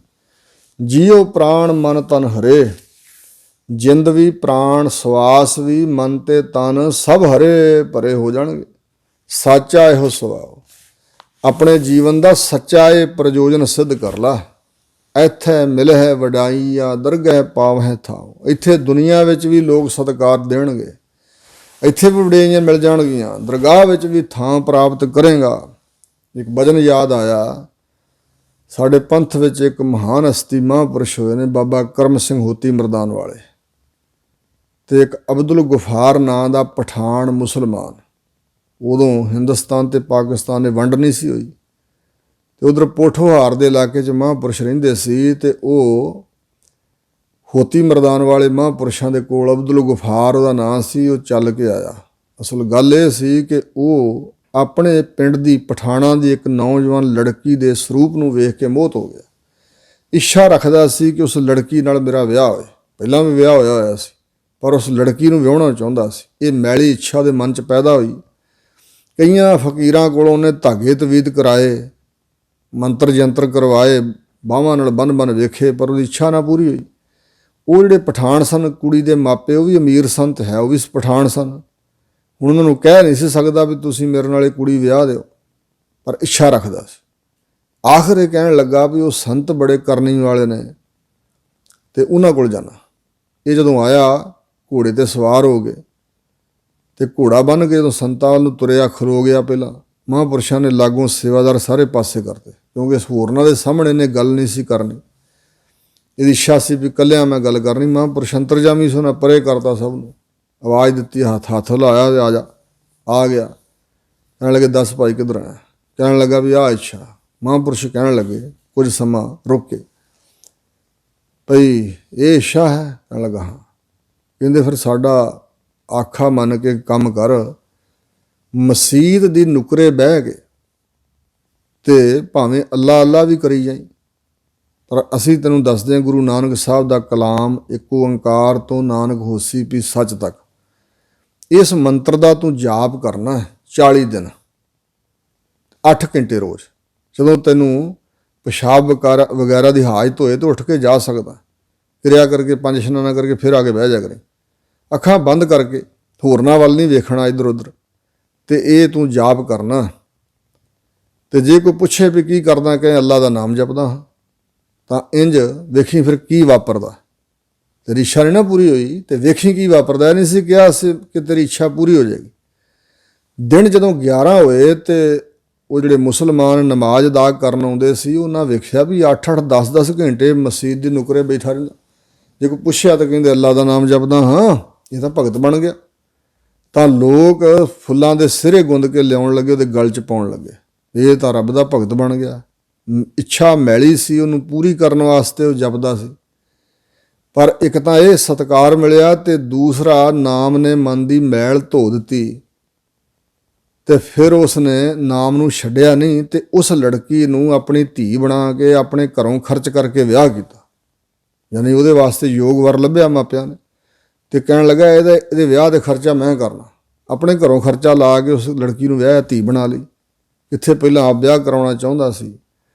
ਇਸ ਪ੍ਰਕਾਰ ਵਾਹਿਗੁਰੂ ਦਾ ਨਾਮ ਜੋ ਹੈ ਇਹ ਇੱਥੇ ਦੁਨੀਆ ਵਿੱਚ ਵੀ ਵਡਿਆਈਆਂ ਬਖਸ਼ਦਾ ਹੈ ਤੇ ਦਰਗਾਹ ਵਿੱਚ ਵੀ ਥਾਂ ਸਤਿਕਾਰ ਨਾਲ ਬੈਠਣ ਨੂੰ ਮਿਲਦੀ ਹੈ। ਇੱਥੇ ਮਿਲੇ ਵਡਾਈਆਂ, ਇੱਥੇ ਦੁਨੀਆ ਵਿੱਚ ਵੀ ਲੋਕ ਕਹਿੰਦੇ ਨੇ ਭਗਤ ਹੈ, ਇਹ ਸਾਧੂ ਹੈ, ਗੁਰਮੁਖ ਹੈ, ਰੱਬ ਦਾ ਨਾਮ ਜਪਣ ਵਾਲਾ ਬੰਦਾ, ਕਿਸੇ ਦਾ ਬੁਰਾ ਨਹੀਂ ਕਰਦਾ। ਇੱਥੇ ਵੀ ਵਡਿਆਈਆਂ ਮਿਲਦੀਆਂ ਨੇ। ਦਰਗਾਹ ਭਾਵ ਹੈ ਥਾਂ, ਤੇ ਦਰਗਾਹ ਵਿੱਚ ਵੀ ਸਤਿਕਾਰ ਵਾਲੀ ਥਾਂ ਮਿਲੇਗੀ ਵਾਹਿਗੁਰੂ ਦੇ ਪਾਸ ਬੈਠਣ ਲਈ। ਕਰੇ ਕਰਾਏ ਆਪ ਪ੍ਰਭ, ਇੰਜ ਸਮਝ ਲੈ ਕਿ ਕਰਨ ਵਾਲਾ ਤੇ ਕਰਾਉਣ ਵਾਲਾ ਆਪ ਹੀ ਪ੍ਰਭੂ ਹੈ। ਸਭ ਕੁਛ ਤਿਸ ਹੀ ਹਾਥ, ਸਭ ਕੁਝ ਤਿਸ ਪ੍ਰਮਾਤਮਾ ਦੇ ਆਪਣੇ ਹੱਥ ਵਿੱਚ ਹੀ ਹੈ। ਸਾਰੀਆਂ ਕਲਾ ਜਾਨੀ ਮਾਰ ਆਪੇ ਜੀਵਾਲ ਦਾ ਅੰਤਰ ਬਾਹਰ ਸਾਧ, ਆਪ ਹੀ ਜੀਆਂ ਨੂੰ ਮਾਰਨ ਵਾਲਾ, ਆਪ ਹੀ ਜਿਉਂਦੇ ਕਰਨ ਵਾਲਾ। ਜੀਵਤ ਭਾਵ ਤੋਂ ਮਾਰ ਕੇ ਆਪ ਹੀ ਜੀਵਾਲ ਦਾ ਆਤਮਿਕ ਜੀਵਨ ਬਖਸ਼ਦਾ ਹੈ। ਅੰਤਰ ਬਾਹਰ ਸਾਥ, ਅੰਦਰ ਤੇ ਬਾਹਰ ਤੇਰੇ ਨਾਲ ਹੀ ਹੈ। ਇੰਜ ਦੀ ਭਾਵਨਾ ਤੂੰ ਬਣਾ ਤੇ ਫਿਰ ਸਹਾਈ ਪਾਏਗਾ ਕਿ ਪ੍ਰਮਾਤਮਾ ਮੇਰੇ ਨਾਲ ਸਾਥ ਵਸਦਾ ਹੈ। ਨਾਨਕ ਪ੍ਰਭ ਸਰਣਾਗਤੀ ਸਰਬ ਘਟਾ ਕੇ ਨਾਥ। ਹਜ਼ੂਰ ਸ਼੍ਰੀ ਗੁਰੂ ਅਰਜਨ ਦੇਵ ਜੀ ਸ਼ਬਦ ਸੰਪੂਰਨ ਕਰ ਰਹੇ ਨੇ ਕਿ ਐਸੇ ਪ੍ਰਭੂ ਦੀ ਸ਼ਰਨ ਨੂੰ ਗਤ ਪ੍ਰਾਪਤ ਅਸੀਂ ਹੋਏ ਹਾਂ, ਜੋ ਸਾਰੇ ਘਟਾਂ ਹਿਰਦਿਆਂ ਦਾ ਭਾਵ ਸਰੀਰਾਂ ਜੀਆਂ ਸਭਨਾਂ ਦਾ ਨਾਥ ਮਾਲਕ ਹੈ। ਸਾਰੇ ਸਰੀਰਾਂ ਦਾ, ਸਾਰੇ ਘਟਾਂ ਹਿਰਦਿਆਂ ਦਾ ਮਾਲਕ ਉਸੇ ਦਾ ਰਾਜ ਹੁਕਮ ਸਾਡੇ ਉੱਪਰ ਚੱਲ ਰਿਹਾ, ਉਹਦੇ ਅਧੀਨ ਅਸੀਂ। ਉਹਨੇ ਸਾਰੀ ਸ੍ਰਿਸ਼ਟੀ ਨੱਥੀ ਹੋਈ ਹੈ। ਆਪ ਨਾਥ ਨਾਥੀ ਸਭ ਜਾ ਕੇ, ਇਸ ਕਰਕੇ ਸਭ ਦਾ ਮਾਲਕ ਵਾਹਿਗੁਰੂ ਪਰਮਾਤਮਾ ਹੀ ਹੈ। ਇੱਥੋਂ ਤੱਕ ਇਹ ਵਿਚਾਰ ਅੱਜ ਗੁਰੂ ਕਿਰਪਾ ਸਦਕਾ ਹੋਈ ਹੈ। ਹੋਈਆਂ ਭੁੱਲਾਂ ਚੁੱਕਾਂ ਸਤਿਗੁਰੂ ਮਹਾਰਾਜ ਤੇ ਗੁਰੂ ਕੀ ਸੰਗਤ ਨੇ ਖਿਮਾ ਕਰਨੀਆਂ, ਅੱਗੇ ਵਾਸਤੇ ਸੁਮਤ ਬਖਸ਼ਣੀ ਜੀ। ਵਾਹਿਗੁਰੂ ਜੀ ਕਾ ਖਾਲਸਾ, ਵਾਹਿਗੁਰੂ ਜੀ ਕੀ ਫਤਿਹ।